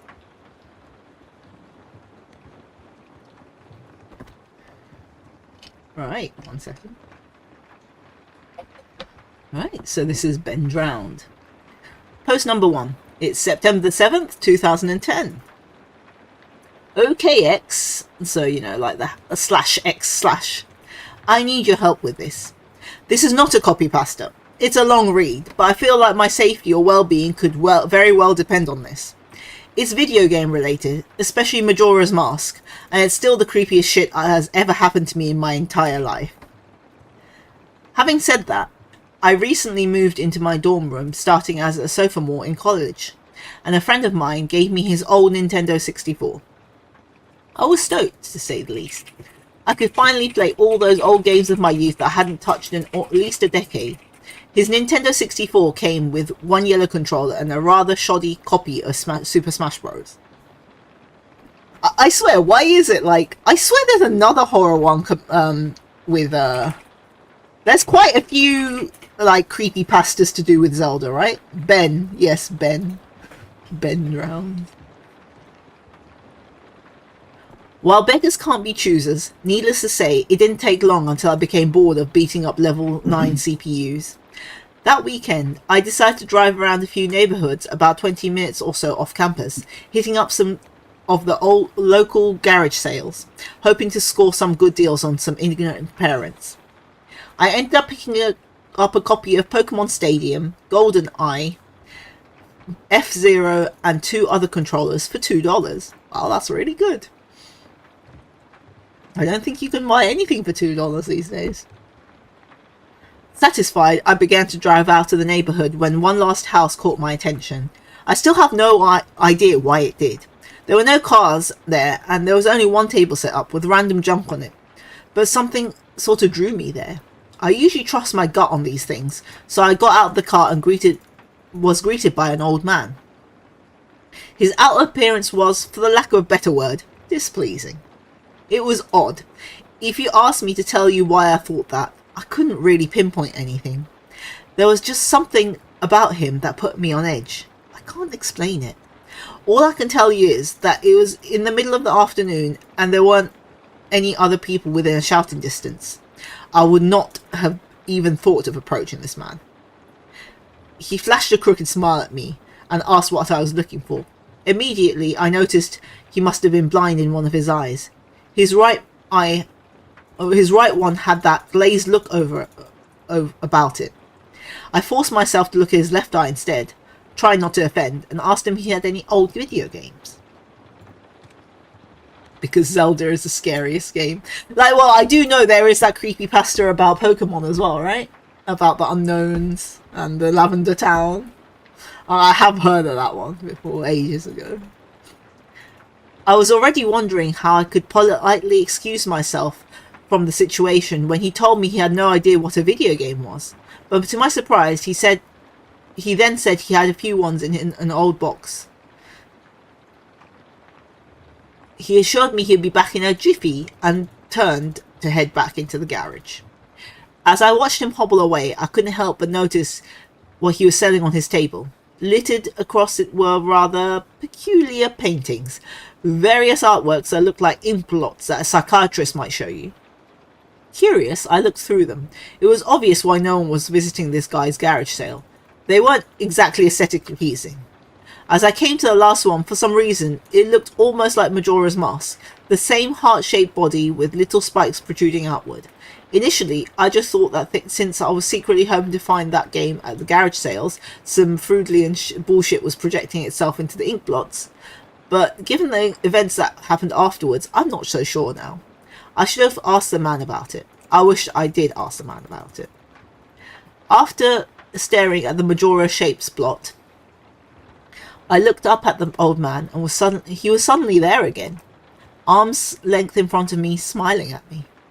I admit I jumped out of reflex and laughed nervously as he handed me a Nintendo 64 cartridge. It was a standard grey colour, except that someone had written Majora on it with black permanent marker. I got butterflies in my stomach as I realised what a coincidence this was, and asked him how much he wanted for it. The old man smiled at me and told me I could have it for free, that it used to belong to a kid who was about my age that didn't live there anymore. There was something weird about how he phrased that, but I didn't really pay any attention to it. I was too caught up in not only finding this game, but getting it for free. Bro, there's nothing more expensive than free though. You know that if someone's offering you something like that for free, just... Some Pokemon Dex entries were just creepypasta. Yep. Most of the ghost Pokemon are very creepypasta.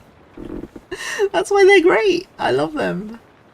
Like, you know, there's the Sandcastle. The Sandcastle ghost Pokemon. He lures children to play with him, and then they start playing with him, and then they get buried by the sand. Very good. I reminded myself to be a bit skeptical, since this looked like a pretty shady cartridge and there was no guarantee it would work. But the optimist inside me interjected. Maybe there was some kind of beta version or a pirated version of the game. That's all I needed to be back on Cloud 9. I thanked the man and he smiled at me and wished me well, saying, "Goodbye then." At least that's what it sounded like to me. All the way in the car ride home, I had a nagging doubt that he had said something else. My fears were confirmed when I booted up the game. To my surprise, it worked fine. There was one save file named simply Ben. Goodbye, Ben. He was saying, "Goodbye, Ben." I feel bad for the man, obviously a parent and obviously going senile. I, for some reason or another, reminded him of his grandson, Ben. Out of curiosity, I looked at the save file. Eyeballing it, I could tell he was pretty far into the game. He had almost all the masks and three-fourths of the boss's remains. I noticed that he had used an owl statue to save his game. He was on day 3 and by the Stone Towers Temple, with hardly an hour left before the moon would crash. I remember thinking that it would be a shame that he had come so close to beating the game but never finished it. I made a new file named Link out of tradition and started the game, ready to relive my childhood. For such a shady looking cartridge, I was impressed at how smoothly it ran. Literally just like a retail copy of the game, save for a few minor hiccups here and there, like textures being where they shouldn't be and random flashes of cutscenes at odd intervals, but nothing too bad. However, the only thing that was a little unnerving was that at times the NPCs would call me Link, and other times they would call me Ben. I figured it was just a bug, a fluke in the program causing our files to get mixed up or something. It did creep me out after a while though, and around after I had beaten the Woodfall Temple that I regrettably went into the save files and deleted Ben. I intended to preserve the file just out of respect to the game's original owner. It's not like I needed 2 files anyway, hoping that would solve the problem. It did, and it didn't. Now the NPCs wouldn't call me anything. When my name should be in the dialogue, there was just a blank space. My save file was still called Link though. Frustrated, and with homework to do, I put down the game for the day.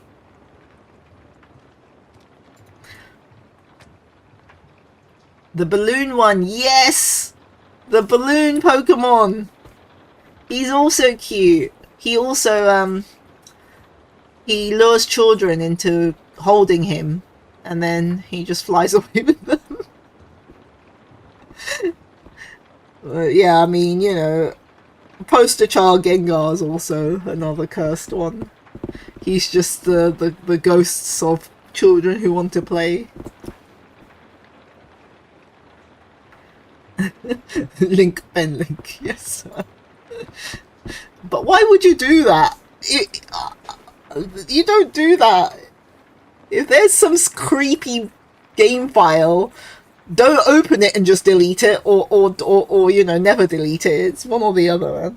You don't look at it and then delete it. That's just begging for something bad for you to happen. You heard of this one, but never heard it before. Yeah, I've heard of this one as well, but I never read it before either. But there is another Zelda horror creepypasta. I'm pretty sure of it.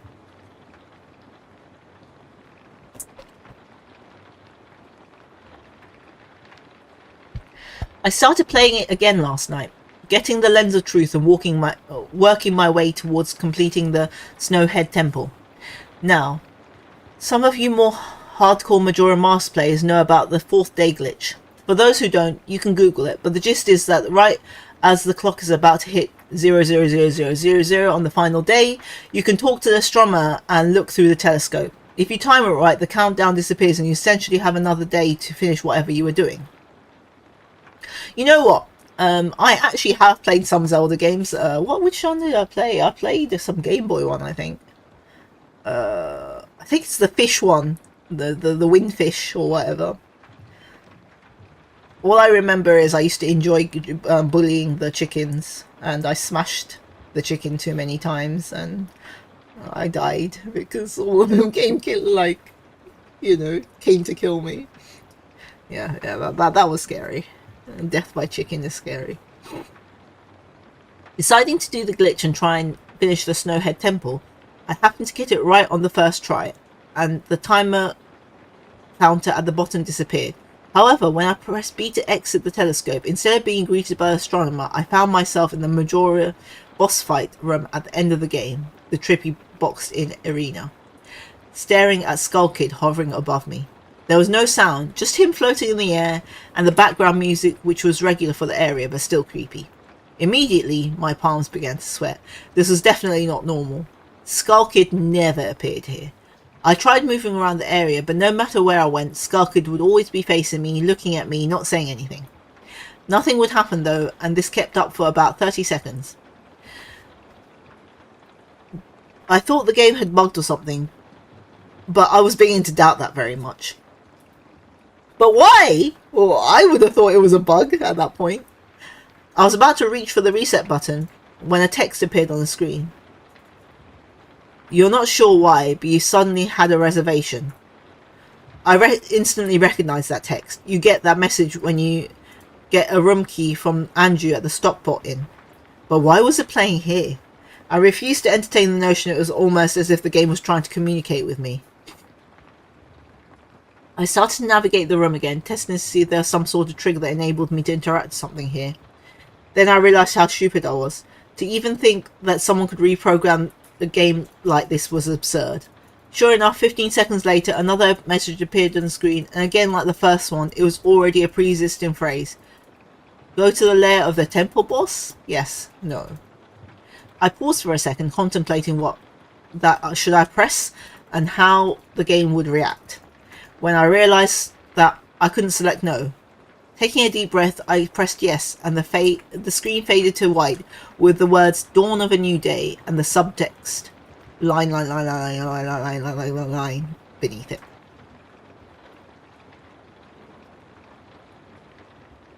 I want to be the sole survivor. Where I was ported to filled me with the most intense sense of dread and impending fear I had ever experienced.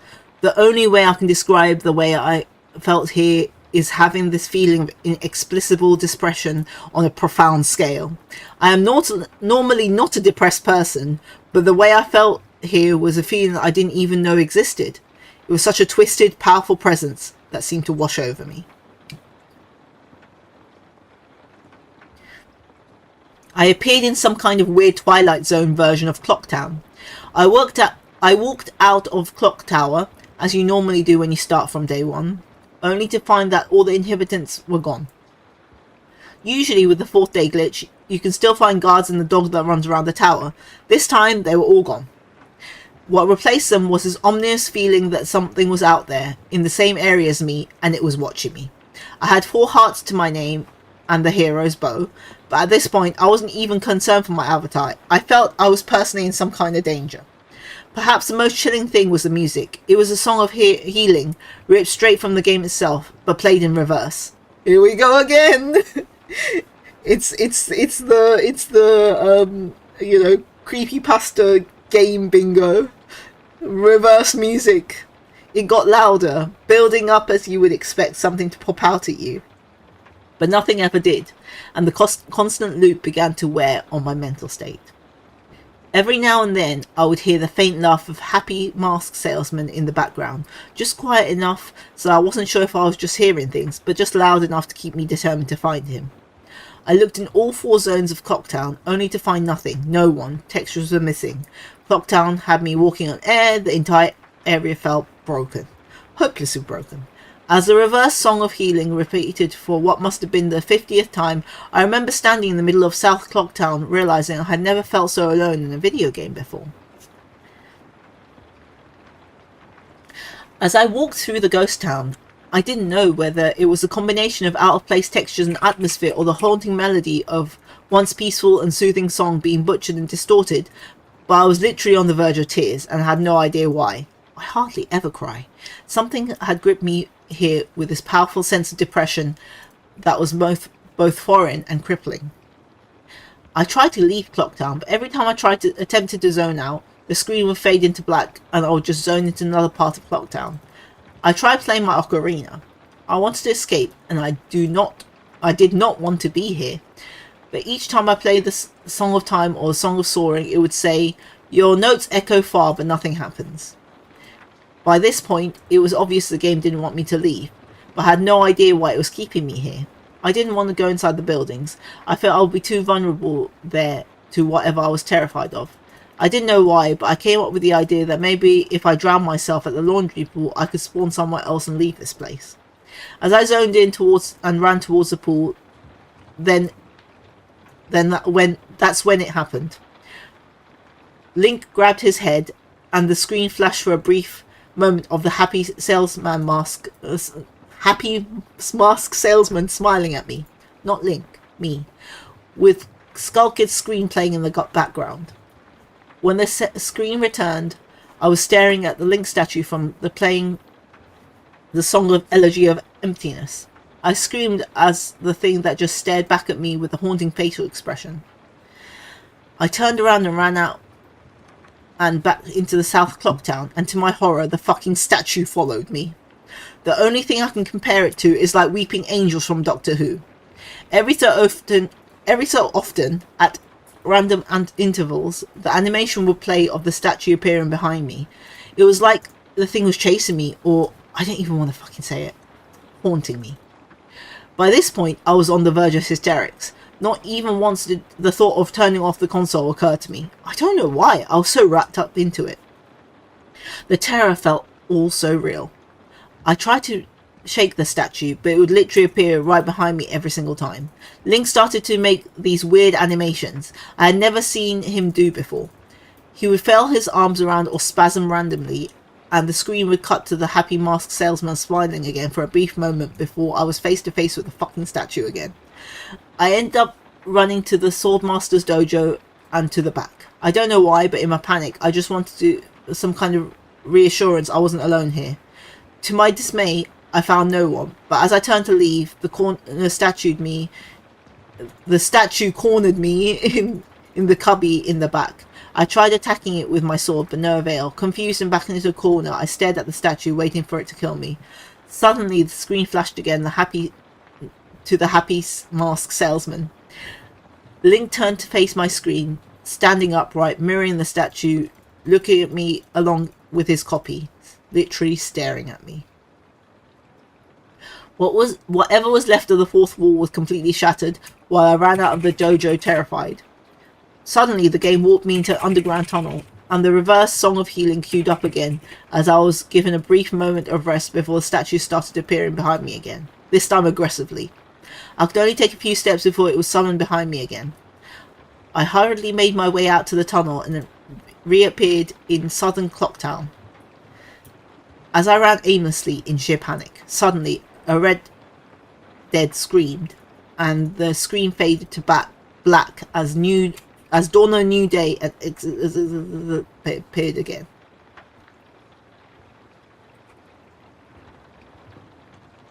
The screen faded in, and I was standing on top of the clock tower with Skull Kid hovering over me again, silent. I looked up and the moon was back, looming just meters over my head. The Skull Kid stared at me hauntingly with that fucking mask. A new song was playing. The Stone Tower Temple theme, played in reverse.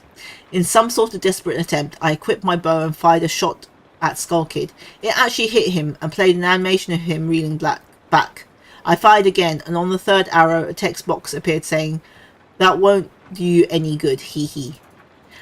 I was picked up off the ground and levitated towards my back. Link screamed as he burst into flames, instantly killing him. I jumped when this happened. I've never seen this move by anyone in the game, and ═ż himself didn't have any moves. As the death screen played, my lifeless body still burning, ═ż laughed and the screen faded to black, only to have me reappear in the same place. I decided to charge him, but the same thing happened. Link's body was lifted off the ground by some unknown force, and he immediately burst into flames again, killing him. This time, during the death screen, the faint sounds of the reverse Song of Healing could be heard. On my third and final try, I noticed there was no music playing this time, and all there was eerie silence. I remembered in the original encounter with ═ż, you were supposed to use the ocarina to either travel back in time or summon the giants. I attempted to play the Song of Time, but before I could hit the last note, Link's body once again horrifically exploded into flames and he died. As the death screen neared its end, it began to chug, as if the cartridge was trying to process a lot of something. When the screen came to, it was the same screen as the first 3 times, except this time Link was lying on the ground, dead in a position I've never seen in the game before. His head was tilted towards the camera, with ═ż floating over him. I couldn't move, I couldn't press any buttons, all I could do was stare at Link's dead body. After around 30 seconds of this, the game simply faded out, showing the message, "You've met a terrible fate, haven't you?" before kicking you out to the title screen. Upon getting back to the title screens and starting again, I noticed my save file was no longer there. Instead of Link, it was replaced with Your Turn. Your Turn had 3 hearts, 0 masks, and no items. I selected... Why would you carry on? You had this traumatic experience, and you finally got kicked out. And he's just like, okay guys, let's go back in again. I selected Your Turn and immediately was returned to the clock tower rooftop scene of my dead Link and the ═ż hovering over, with ═ż laughing, looping over and over again.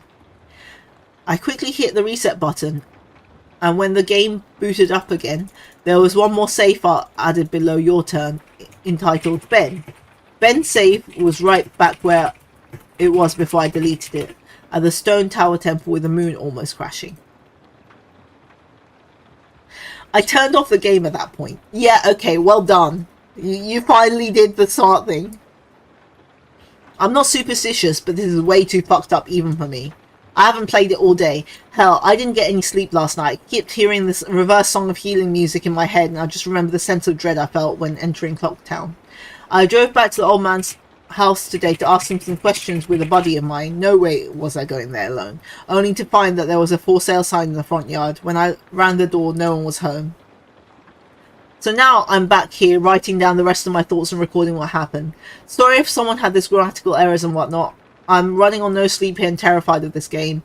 Even more so now that I relieved it a second time writing this all down. But I feel like there's still more to it than meets the eye. There's something calling me to investigate this further. I think Ben is something in this equation. Well, no shit. I still don't know what. And I still couldn't get a hold of this man. Then at least I'll be able to get some answers. I need another day or so to recuperate before tackling this game again.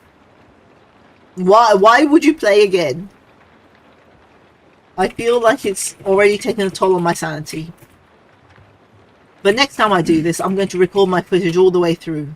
The idea is to record only came to me towards the end, so you see the last few minutes of what I saw. But it's on YouTube here. Yeah, this guy actually did upload all of the creepypasta gameplay for this, actually, as well, which is quite bad. I'm going to stay in this thread for a little while longer before I fall asleep, to answer any questions you guys might have, or hopefully listen to your ideas or theories to help me shed some light into this, or maybe things I should try and do. I think I'm going to play Ben's file tomorrow and see what happens. Maybe I was supposed to do that all along. I don't believe in paranormal shit, but this is a little bit fucked up. Maybe this Ben guy is just a really good hacker programmer. I don't want to think about alternatives if he isn't. That's the end of the copy paste. I'm hoping that maybe this is some kind of running gag like the developers had, and other people have gotten gag or hack copies like this game, of the game like this. This just really scares me. That's post 1. It goes up to post 5, by the way. That was the end of post 1. Homo. But what? No! This is how you get killed in a horror game, okay? This is how people die.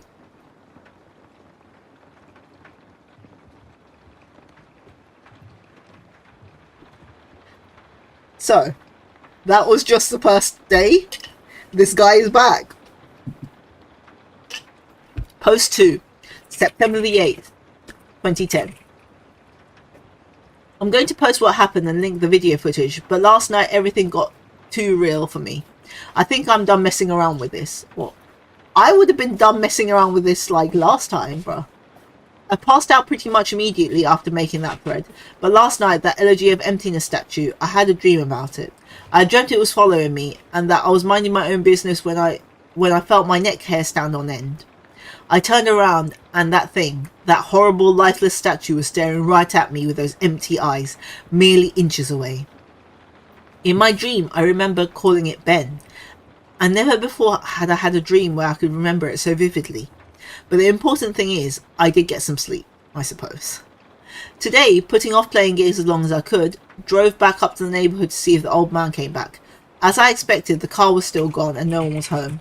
As I was walking back to my car, the man next door mowing the grass killed the power to his lawnmower to ask me if I was looking for someone. I told him that I was looking to talk to the old man who lived here, to which he told me he already knew. He was moving, trying a different avenue. I asked if the old man had any family or relatives I could talk to. I discovered this old man had never been married, nor did he have any children or grandchildren through adoption.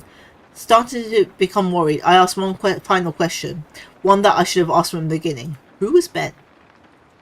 The man's expression turned grim. I heard that 4 doors down around 8 years ago on April 23rd. The man informed me this was the same day as his anniversary, that's why he knew his specific date. There was an accident with a young boy named Ben in the neighbourhood. Shortly after his parents moved, and despite further attempts to talk to the man to get more information, he wouldn't divulge anything else. Okay. We have some more clues.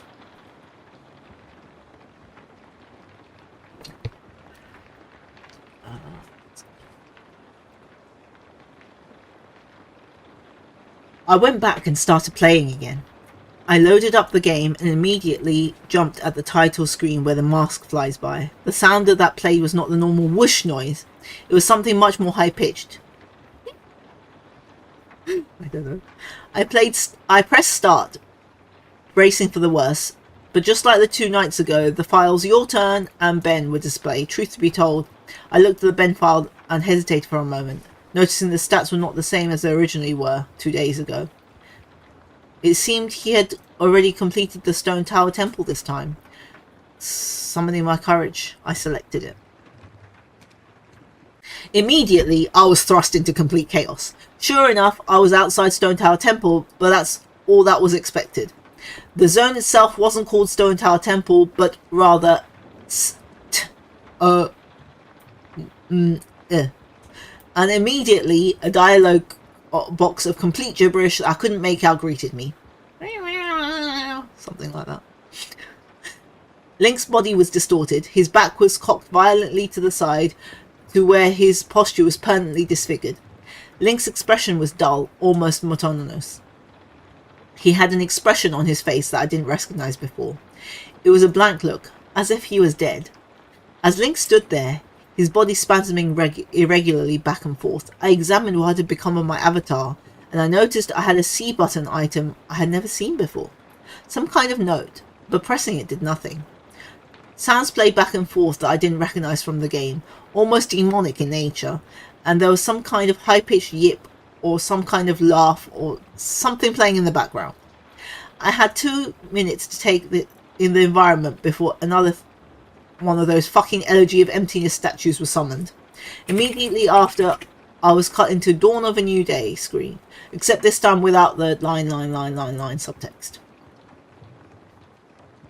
I was a Deku scrub in Clocktown.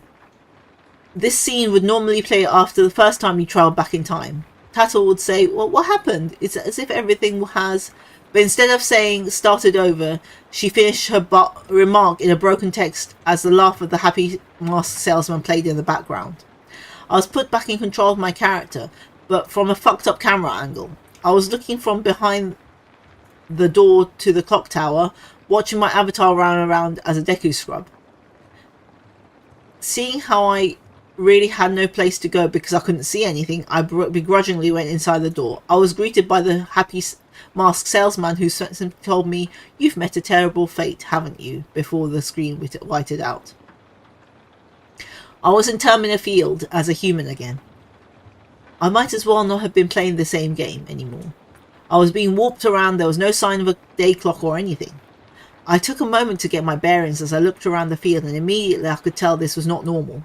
There were no enemies, and a twisted version of the Happy Masked Salesman's theme was playing.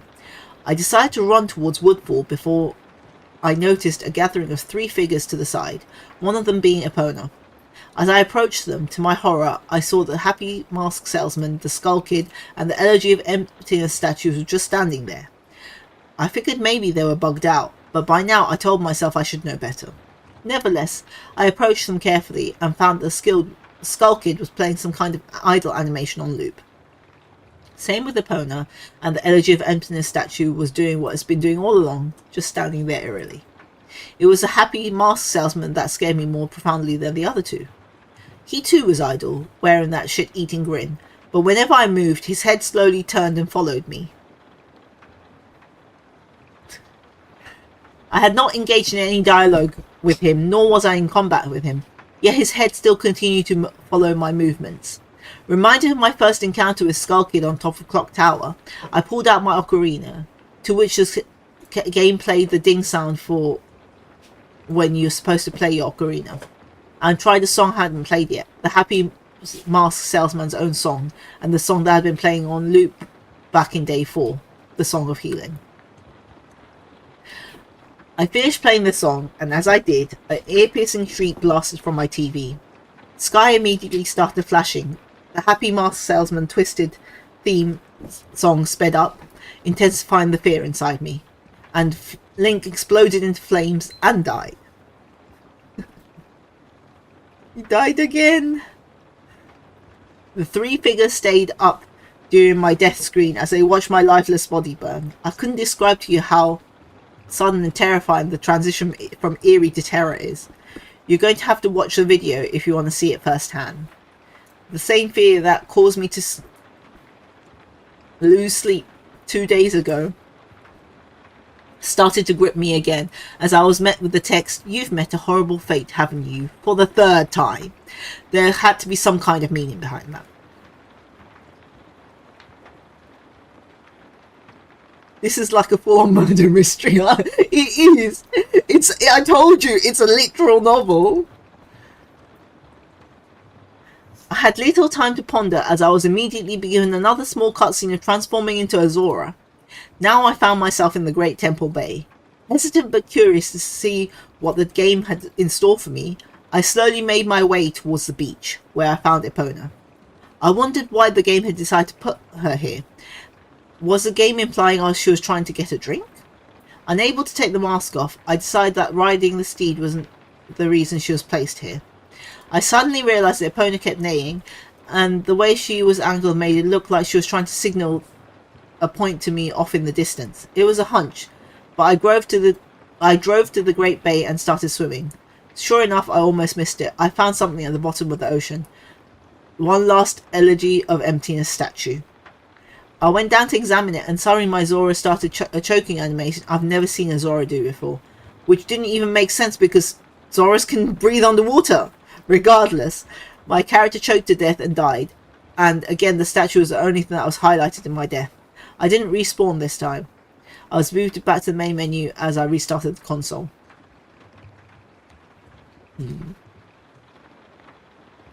The press start screen was before me. I knew the only reason why it would put me here is because the save files had changed again. Taking a deep breath, I pressed start, and I was right. The new save files told me about Ben. Now it made sense why the statue appeared when I tried to go to the laundry pool. The game must have anticipated how I tried to escape the day 4 clock town. 2 save files told me his fate. As I suspected, Ben was dead. He had drowned. The game wasn't through with me. It taunts me with new save files. It wants me to keep playing. It wants me to go further, but I'm done with this shit. I'm not touching any more of the files. This is already too horrifying for me, and I don't even believe in the paranormal, but I'm running out of explanations. Why would someone send me this message? I don't understand it. I'm just too depressed thinking about this. The footage is there for anyone who wants to see it and try and analyze it. Maybe there's some kind of coded message in gibberish or something symbolic I went through. I'm too emotionally and mentally drained to fuck with it anymore.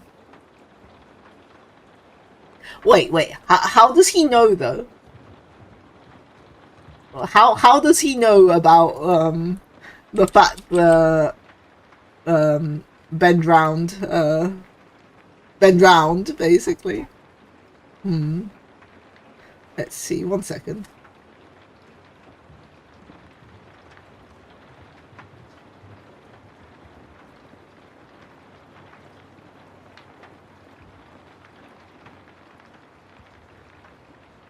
Let me have a look.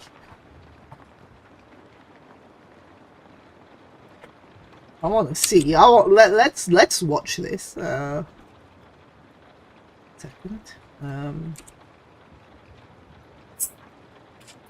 Let's see.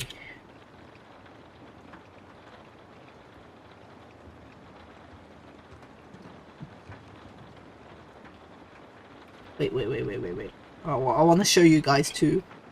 There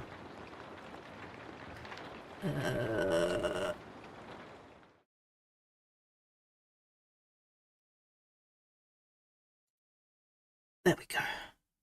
Oh, I'm in the way. Is that better? Yes, that's better. So yeah, this is meant to be of the whole of the part that we just read. Let's see, is it playing? Yeah, it is. Okay. Okay, I'm just impressed that someone's actually made the effort to make all this.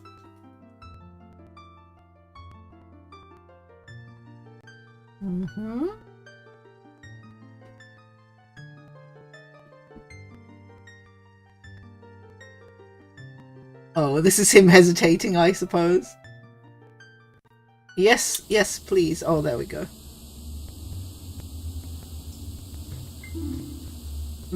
This has had a lot of effort put into it, I think.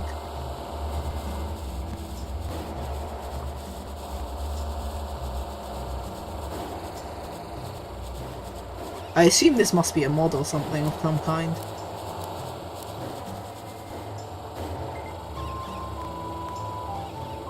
Link's pretty cool to be able to still see like this, with his head, with his spine broken like that.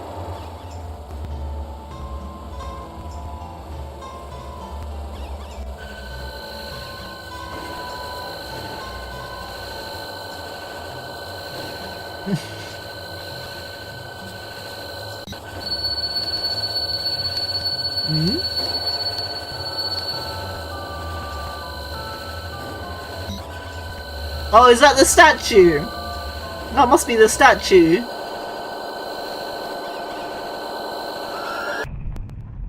Okay.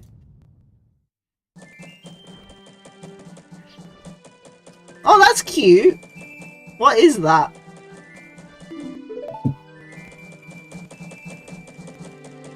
Oh, that's cute.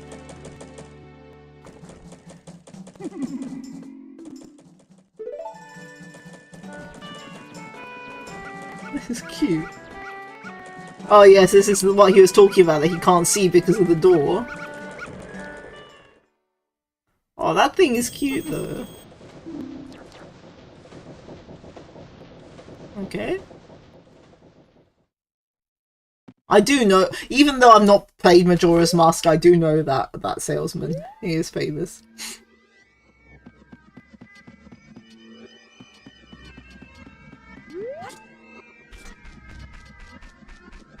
I do agree that, like, Legend of Zelda music's just creepy anyway.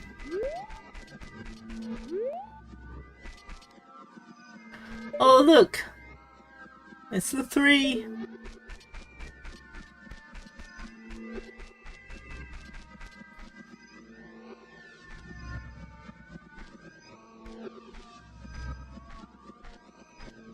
He's walking.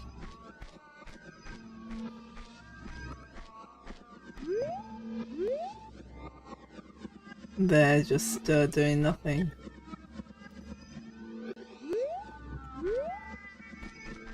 Oh yeah, he is turning his head.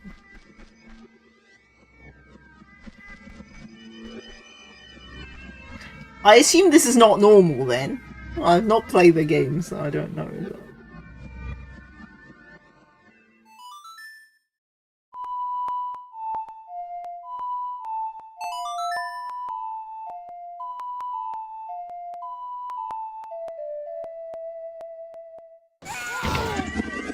Oh yeah, he caught. Oh my god, he's burning!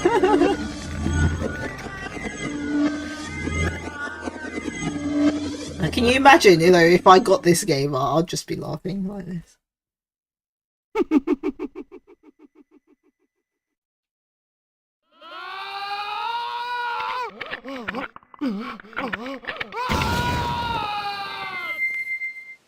Okay. Yeah, he's the fishman now.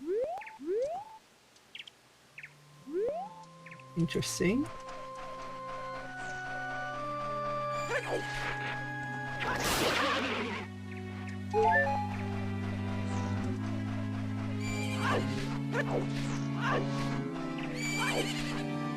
Can't mount.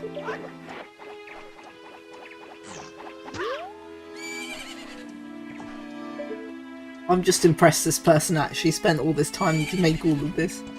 There's videos to go with every single entry he has.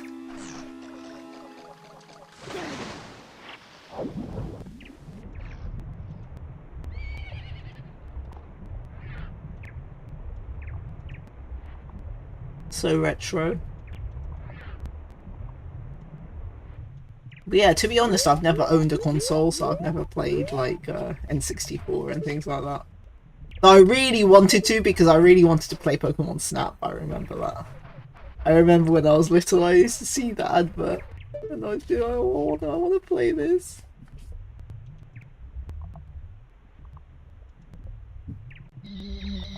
Oh, there he is! The statue!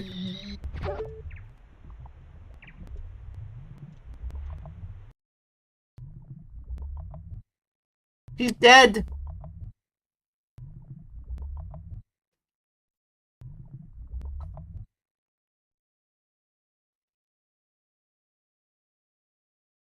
Is that it?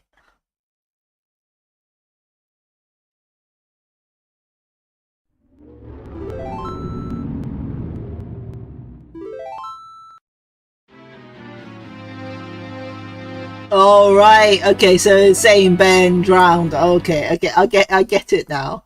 I get it now. Okay. I get it now. So that was the video that's meant to accompany that post. Okay. And yes, there is more, because this is like the longest story ever.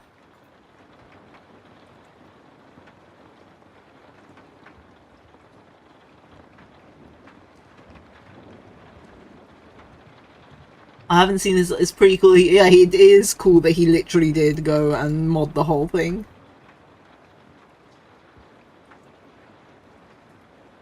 Me, but with Nintendo, as in the small console. Oh, you can play my Pokemon.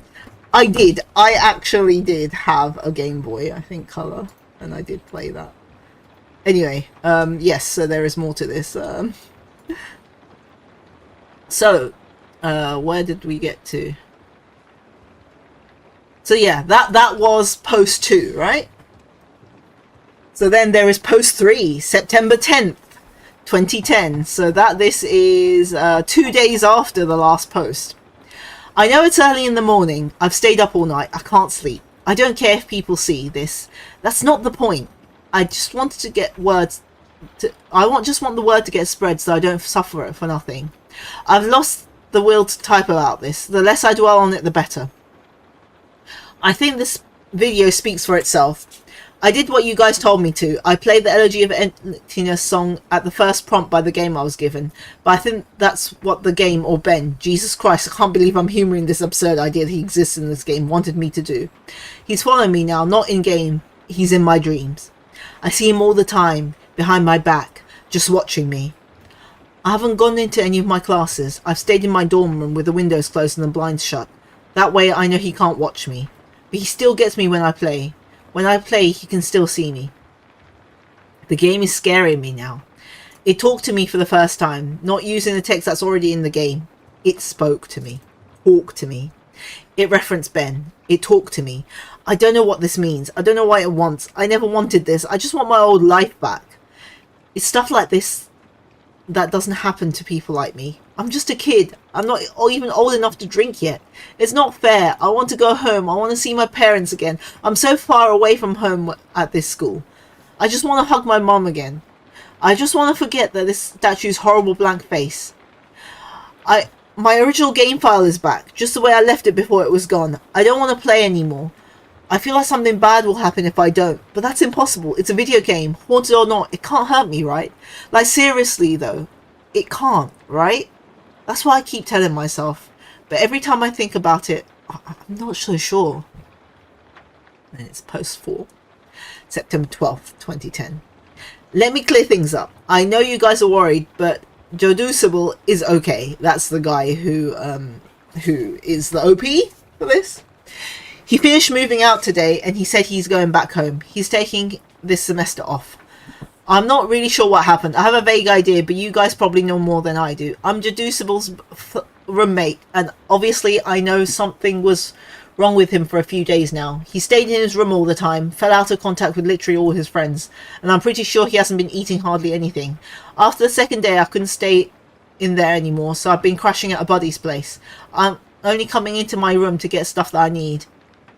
I tried to talk to him several times, but he would cut me off or keep the conversation brief when I asked him about his strange behaviour. It was like he was convinced something was hunting him. Yesterday, I came to grab my philosophy book and he approached me looking awful, like horrible bags under his eyes. He handed me a flash drive and gave me specific instructions. He told me that he needs me to do one last favour for him. He finally explained to me what had been going on, gave me this account info to his YouTube account, and told me that he's getting away from here, that it lured him to play it again instead of trying to change things, and he shouldn't have done that, and to upload the footage and inform people of what happened. I told him that he could do it himself, and he got this wild look on his eye, and he told me he is never looking at that game again. And that's the last thing he said to me. He never even said bye when his parents came to pick him up. I never even got to meet his parents. Honestly, I can't tell you what happened.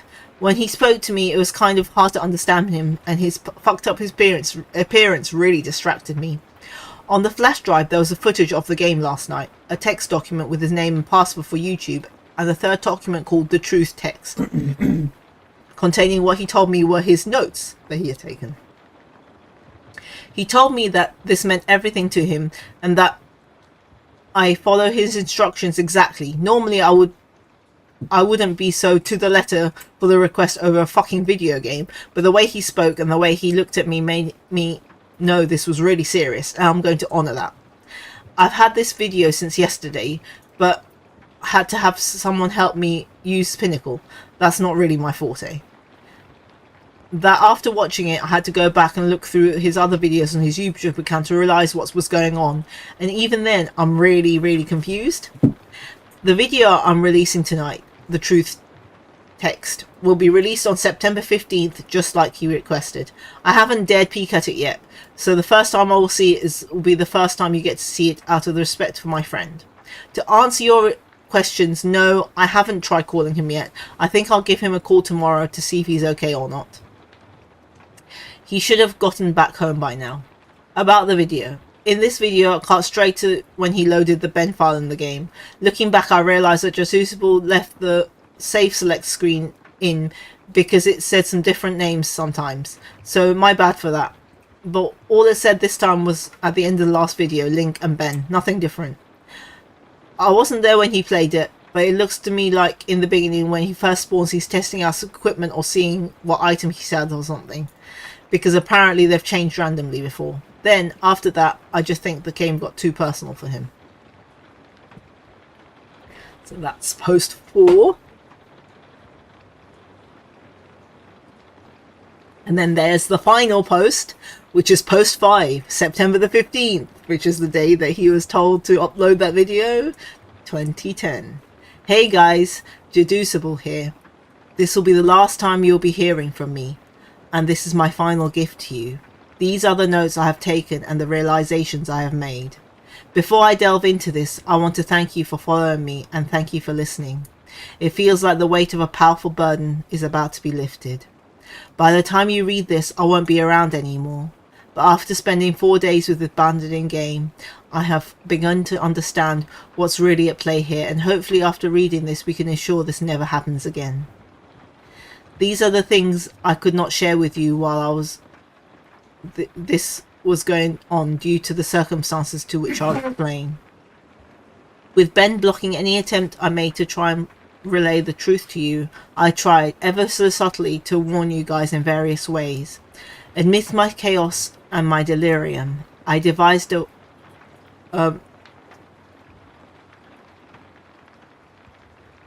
way to make a barely noticeable pattern in my videos. Sorry, there was a typo there and I was trying to really understand what he was trying to say.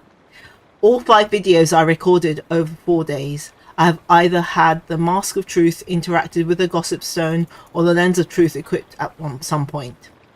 For you Zelda enthusiasts, these are all symbols of honesty and trustworthiness, and I would hope that one of you would have picked up on the reference.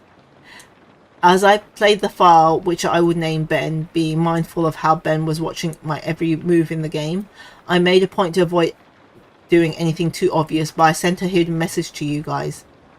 I never equipped the lens or the mask nor visited a stone. It worked and the video uploaded. I prayed that someone would notice the pattern didn't apply to Ben. The tags followed suit too. I hope you guys paid attention to those as well. They were my little messages to you. Nothing big enough that would catch Ben's attention or make him suspect anything. With Ben manipulating and changing my files, I honestly hope you guys saw what was close to what actually happened, but there's no way for me to know. This may be a long read. I don't have time to proofread or make all my research pretty. But here it all is. September 6th, 2010, 11 PM. Can't believe exactly what happened. Not sure if this is some kind of lab hoax. Despite the fear, I cannot help but be exceptionally curious about this. Who or what is the statue? A lot of questions here. I'm starting this documentary as a diary so I can keep track of everything. I'm typing up a summary of what happened so I can come back to it later. September 7th, 2010, 2:10 AM. Summary was posted here. You can go back and look at my first post for the day video for that. 4:23 AM. I can't sleep. I've been trying so hard, but the harder I try, the more I just get more restless. I just feel like the statue is appearing whenever I close my eyes. 8:20 AM. Didn't sleep at all, just going to start my day. I don't think I'll have the energy to go to class today. I'm going to drive back down to talk to that old man, taking my buddy Tyler with me just in case. 1:18 PM. Back home now. No sign of the old man. Really weird he happens to be moving the next day, but maybe the for sale sign was up there yesterday. I just didn't notice it. Tyler wants to know what's gotten me all worked up. I don't tell him. Going to eat. Feel like death. 3:46 PM. Could have sworn driving back from Subway that I saw the elegy statue buried in some shrubbery staring at me go by. Now I definitely need sleep. 5 PM. Don't think a lot of people would believe me if I told them what was happening. I think I'm going to post this on the internet. I think I'll just use a summary. These notes are pretty sporadic. 6 PM. Connected my capture card to my computer to upload the footage. Thought my computer froze for a second. Made this strange popping sound when I hooked everything up, but now it seems to be working fine again. My computer can't die on me now. 7 p.m. Footage is finished uploading. Quality is a lot better than I thought it would be. Gee, guess it's a really special cartridge. I've never had it come through this clear before. 8:45 p.m. I thought I saw an icon pop up my desktop that looked like a statue's face for a split second. Gave me quite a scare. Getting really unnerved and delirious. I'm gonna crash out after this. 9 p.m. Begin uploading my YouTube video on an alternate account. 9:03 p.m. I don't remember having uploaded a Vampire, the Masquerade Bloodlines video last year. This is probably the account that I shared with a friend of mine last summer. I hope he doesn't mind me using this to upload it. 9:55 p.m. Posted my summary of day 4 with a link on YouTube video. Gonna try and stay awake, but I'm so tired right now. So this is like the notes version of what happened.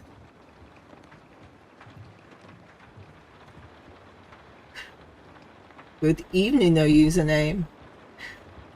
By the AI bro, is it? September 8th, 2010. 10:48 a.m. I had a dream about the statue. I dreamed that it was following me in my dream. That I would be minding my own business. Then I'll feel my neck hair stand up on end. I would turn around that thing, that horrible lifeless statue be staring at me with those empty eyes right at me, mere inches away. In my dreams, I remember calling it Ben. I'll suggest him most likely. Never before had a dream that I could remember so vividly. 11:21 a.m. I really don't want to play this game again. I think I'm going to go and back to see that old man's there instead. 1:35 p.m. No old man, but I had an interesting conversation with his neighbour. I'll post the full thing with my summary of tonight's attempt at playing the game. Gonna wait for a bit though and see if I can dig up any information on this Ben guy. 3:02 p.m. My computer just on its own opened up a text document and wrote the words hi and www.cleverbot.com by itself. What the fuck? Yeah, indeed, what is the fuck? So, right. So on the 8th of September 2010 conversation, he had a bot chatting program. Were they around at those times? I can't even remember. I guess so. User, hello? Cleverbot, hello. User, who is this and how are you able to control my computer? Cleverbot, who am I? User, right, forgot, you're a bot. Cleverbot, do you really think that? User, listen, whoever's fucking with my computer, you can see my screen right now. Cleverbot, yes.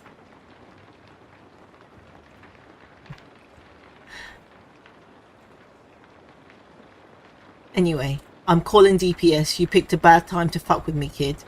Cleverbot, shall I wait until you play the game then? User, what? Cleverbot, that game.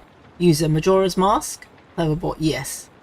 Well, why would you even suggest a title?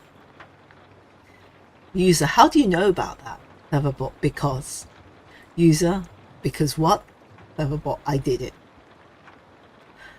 User, did what? I played with you. User, what the fuck? Cleverbot, were you scared? Who the fuck is this?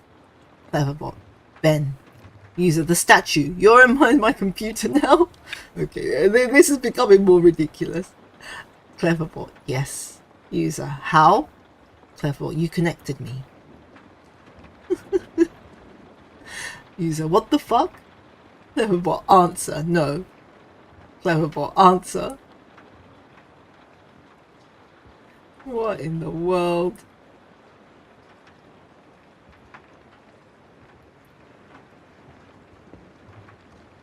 Cleverbot, you may write them down. User, why are you letting me? Cleverbot, it's amusing to see what you think of me. So apparently, Ben, yeah, it's the Cleverbot, yeah. Oh, I see. He loves using AI. But why? Yeah, I think that is the part where it's like, huh? Well, Yeah, it's a bit random. Anyway. 3:50 p.m. What have I done? I've invited into my computer. Yeah, it's a virus, bruh. I continue to write these notes, my summaries. I feel like I'm a prisoner in my one place of security. I don't know. I don't know if I'm hallucinating or not. I feel like I'm fucking insane right now. I can feel it, watching over me, even as I type this. Ben is controlling everything in the game, toying with me, leading me like a sheep. But for what? What is the purpose? I know Ben drowned, but why these hauntings? Why the fuck am I even doing? You can probably see this right now. 7:18 p.m. Ben called me to Cleverbot again. He tells me he's sorry and wants to be free, and that I can free him. Just like how he got onto my computer from the capture card. He can spread, but he needs my help. He says I'm special because I can help him. This is the first nice thing he has said. He promises he'll leave me alone if I do it. He swears he will. I don't know what to think right now. How can I even trust this thing? 8:01 p.m. Something tells me I'm being played again, just like in the game. 9:29 p.m. Ben called me to Cleverbot again. I ignored it and went to take a shower. When I came to my laptop, I was welcomed with a large image of an elegy statue staring at me with those dead eyes. I don't want to fucking talk to him. 9:44. Fuck you, Ben. I'm not talking to you. 9:56. Fuck you, Ben. I'm not talking. 10:06 p.m. Fuck you, Ben. I'm not talking to you. 10:45 p.m. It's been more than half an hour and the messages have stopped. Ben has stopped. I'm starting to think Ben isn't confined to just my computer and cartridge. I'm beginning to feel something. It's hard to explain. I've never been spiritual. There's something different about the air in my room right now. 11:42 p.m. I'm beginning to see elegy statues randomly as I search the internet in places I shouldn't. Elegy places where he shouldn't be. I'll be scrolling down and suddenly I'll be staring at a picture of an elegy statue. Always the elegy statue. I don't know how much more of this I can take. September 9th, 2010. 12:35 a.m. My worst fears confirmed. Ben has tampered with my summary of Ben WMB. I looked at the summary of what I post on various forums for the Ven file, and parts have been omitted. There's no mention of Ben existing outside the game. There's no mention of the Moon Children. How could he be quick to delete and post without me noticing? I'm wondering if it appeared to me as that I was posting everything, but in reality Ben was posting his own censored version. I'm going to ask Ben why he did it. Bro's just made friends with this guy now. He's just talking to him. He isn't. 12:50 a.m. He isn't responding to me on Cleverbot. It's just giving generic responses it usually does. I'm talking to a bot this time. 10:43 a.m.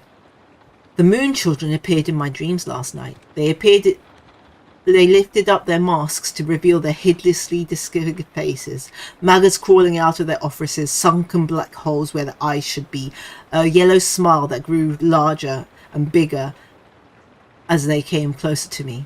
They told me they wanted to play. I tried to run from them, but the 4 children pinned me down to the ground with surprising strength. Over them stood the happy mask salesman, announcing he would make a new mask he wanted me to try. In his spastic, sudden movements matching his in-game appearance, he took out a mask modelled off someone's face I couldn't recognise, a younger-looking face, and handed it to the Moon Children. Giggling, they latched it onto my face, their horrible, broken bodies bouncing up and down. 2 of them held me down while the other 2 began to sew the mask onto my face.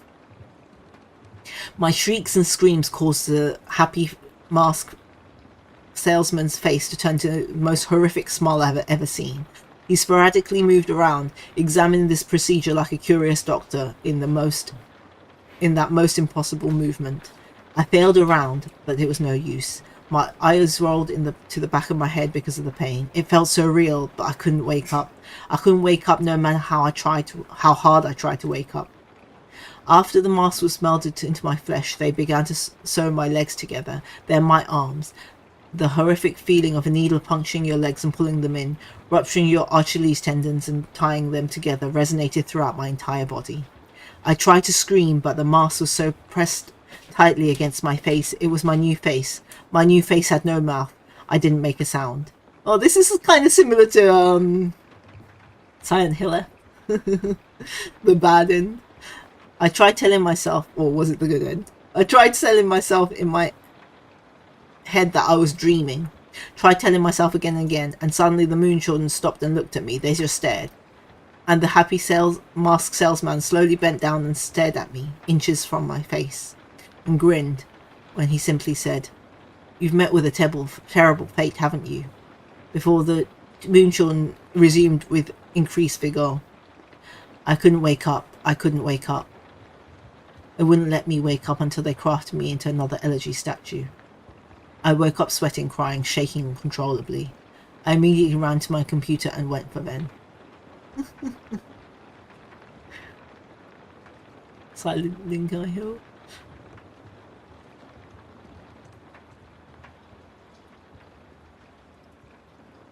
The main part of the creepypasta, Ben being a coast kid, was completely cons, which was just a lame. Yeah, it is true. He's basically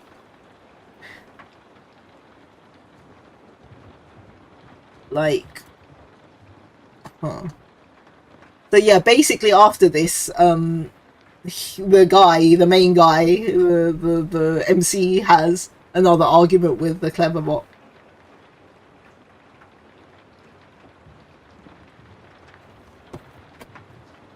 I'm beginning to think this thing what? I'm beginning to think this thing maybe isn't Ben after all. It's sadistic in nature. I wouldn't be surprised if it took the boy's name after it killed him. 12:04 p.m. My room is starting to feel different again. There's something out there. I feel really threatened, like there's something that is trying to reach out to me and strangle me, but it can't really quite get there.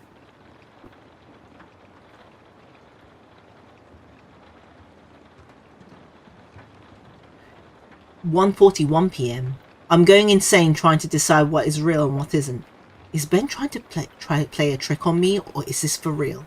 Is Ben generating these replies, or are people actually posting them? Did I see the screen flicker, or was that my imagination? Imagine depending on the internet and trusting your eyes for your entire life and then being blinded. You can't rely on it anymore. You second guess everything for the brief moments I am looking at my responses to the videos. People are pointing out things that look fake or photoshopped or whatever. Then there is literally no way for me to know if Ben changed something on purpose to try and shut me up, or if these replies were constructed by Ben to try and discourage me from reaching out. See, I get fucking caught in this infinite mindfuck loop like this, and this is what exactly has been wearing on my sanity and pushing me to the edge. As I'm writing this, there's no way of even telling if anyone even cares as much as I think they do. Just another fucking trick. Is this whole document even existing? I'm writing nothing. Dude is just hallucinating. So then it's September 10th, 2010, 11:52 a.m. The drowned playthrough was up when I woke up today. I remember typing it up, I don't remember toasting it. He censored it again. There's no mentioning of the old man. I have no voice anymore. I'm posting what he wants to. I'm the mask he uses to disguise himself as he lies. 12 p.m. Ben won't let me visit the YouTube. I can browse the rest of the sites, but he keeps on exiting the window when I go to YouTube. Why? 12:44 p.m. I'm trying to contact Ben on Cleverbot, but he's not responding. I just get the AI. 4:23 p.m. I'm positive of it. Earlier I thought it was a weird coincidence, but just now when I went to open my window, 3 floors down ground level, I saw the old man. I'm completely positive I did. The exact same guy. He was staring up at my window, staring in the middle of the campus. If anyone took notice of him, then they didn't seem to acknowledge it. And that's where my notes end. I fled my room, taking the cartridges with me. I didn't want to go into detail of what happened. I'll lose my train of thoughts as I hammer out the last details. It's roughly been 2 days since then. This is my last summary and service to you of the final video you guys saw.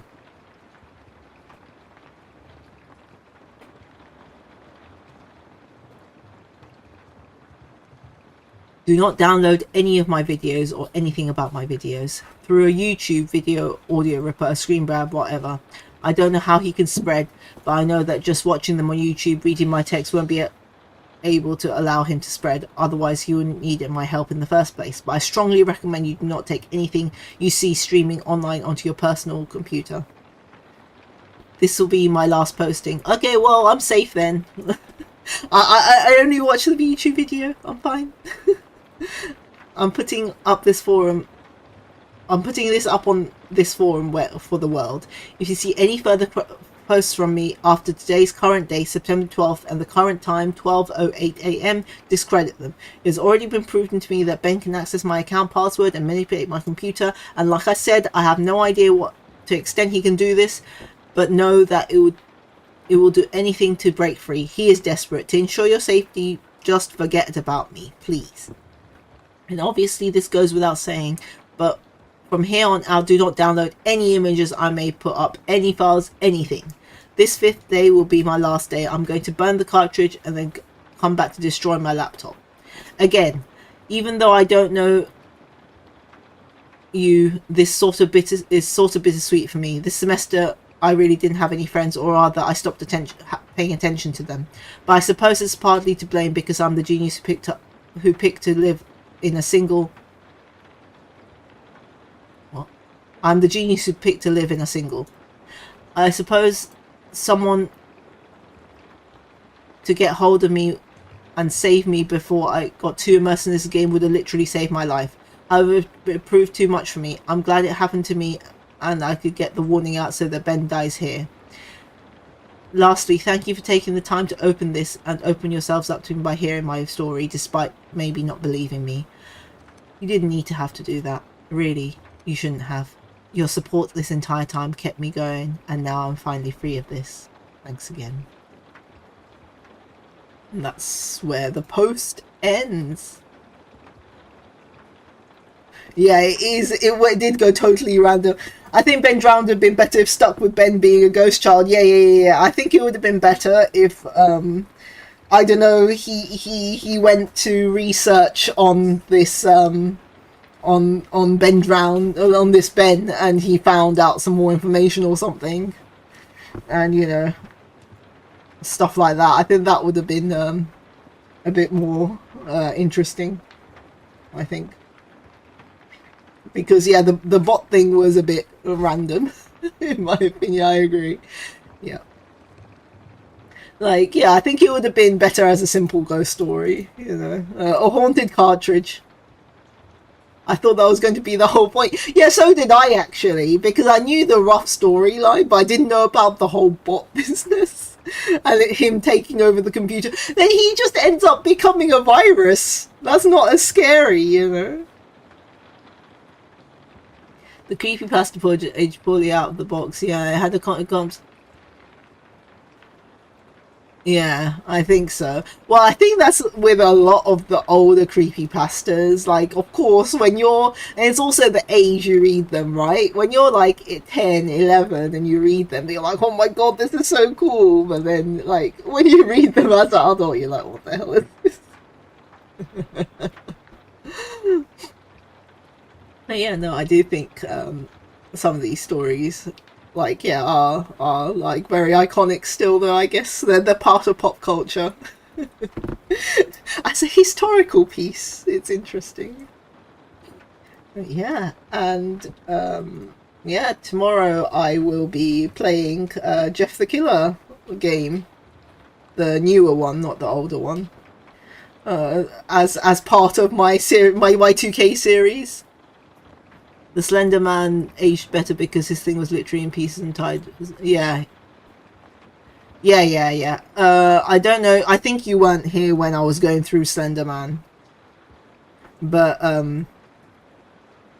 yeah, I did look at the posts for Slender Man. Actually, that's still good. There are quite a few other creepypastas, actually. There is, the cave one that a lot of people say is good. I haven't actually read the whole thing, but I did go through it. But that is long as well. That is like longer than Ben Drowned, and I was like, "Holy shit! This needs like a whole stream just for this one." But no, maybe I will read that at some point, or maybe I'll just do that one and the other one. Yeah, Ted. Yeah, it's Ted the Caver. Yes, it's that one. It's so long though. It's really, really long. So I was like, yeah, I can't do it in this stream. The stream will be 6 hours, 3 hours of it just me reading Ted the Caver. But I think maybe I'll do another one of these and do Ted the Caver, because I haven't read the whole thing in detail either. I just looked through it. But I know a lot of people do say that one's really good. Jeffrey the Killer, yes. Oh, is it? Is Godzilla Nez the longest one? Holy shit. Oh man. Yeah, so I didn't realise how long some of these creepypastas are. Like, I'm so used to reading the shorter ones, and like, yeah, when I looked at this, I was like, holy shit, a lot of these are really long. But also there was one that Meow submitted. I will probably read that, and maybe Jeff the Caver. Then there's Boraska. I've heard of that name, but I don't remember what that's called. What is that one? Let me have a look.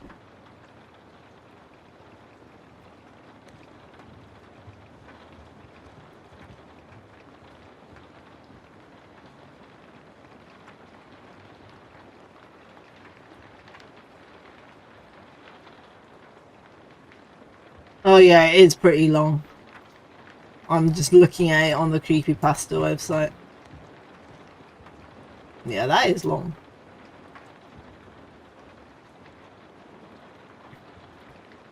It's 63 pages. Yeah, that's a miniature short story. Holy shit.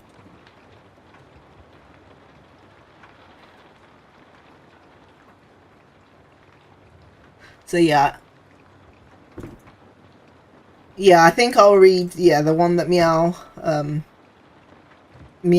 suggested, and also Ben the Caver next time. Because yeah, Ben the Caver is meant to be good. And yes, so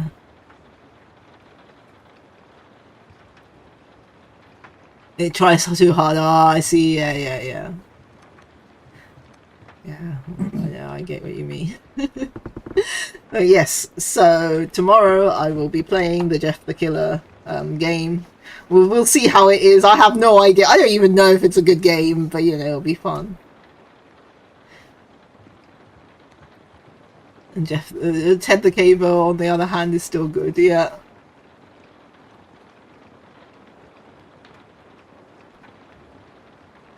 Yeah, Ted the Caver, yeah, it was apparently written by someone who did genuinely do caving before. That's why it's quite accurate, apparently.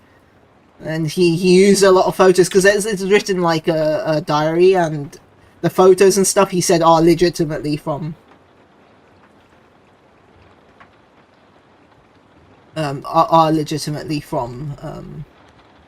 his entries, apparently, and like the stuff where he went with his friends. So it's a bit more realistic, apparently. But yes, anyway, that's all the ones for today. And yeah, tomorrow we are carrying on with this theme and playing the game, the Jeff the Killer game. I have no idea how good or bad it will be, but we shall see. So yeah, hopefully you guys can join me for that. I have not looked into the game at all, so we'll be playing this blind. But yeah, so, well, thank you guys for coming to listen to some more spooky game stories by the fire. And I'll see you tomorrow at 8 PM. Well, good night, pumpkins. May the ghosts haunt you peacefully tonight.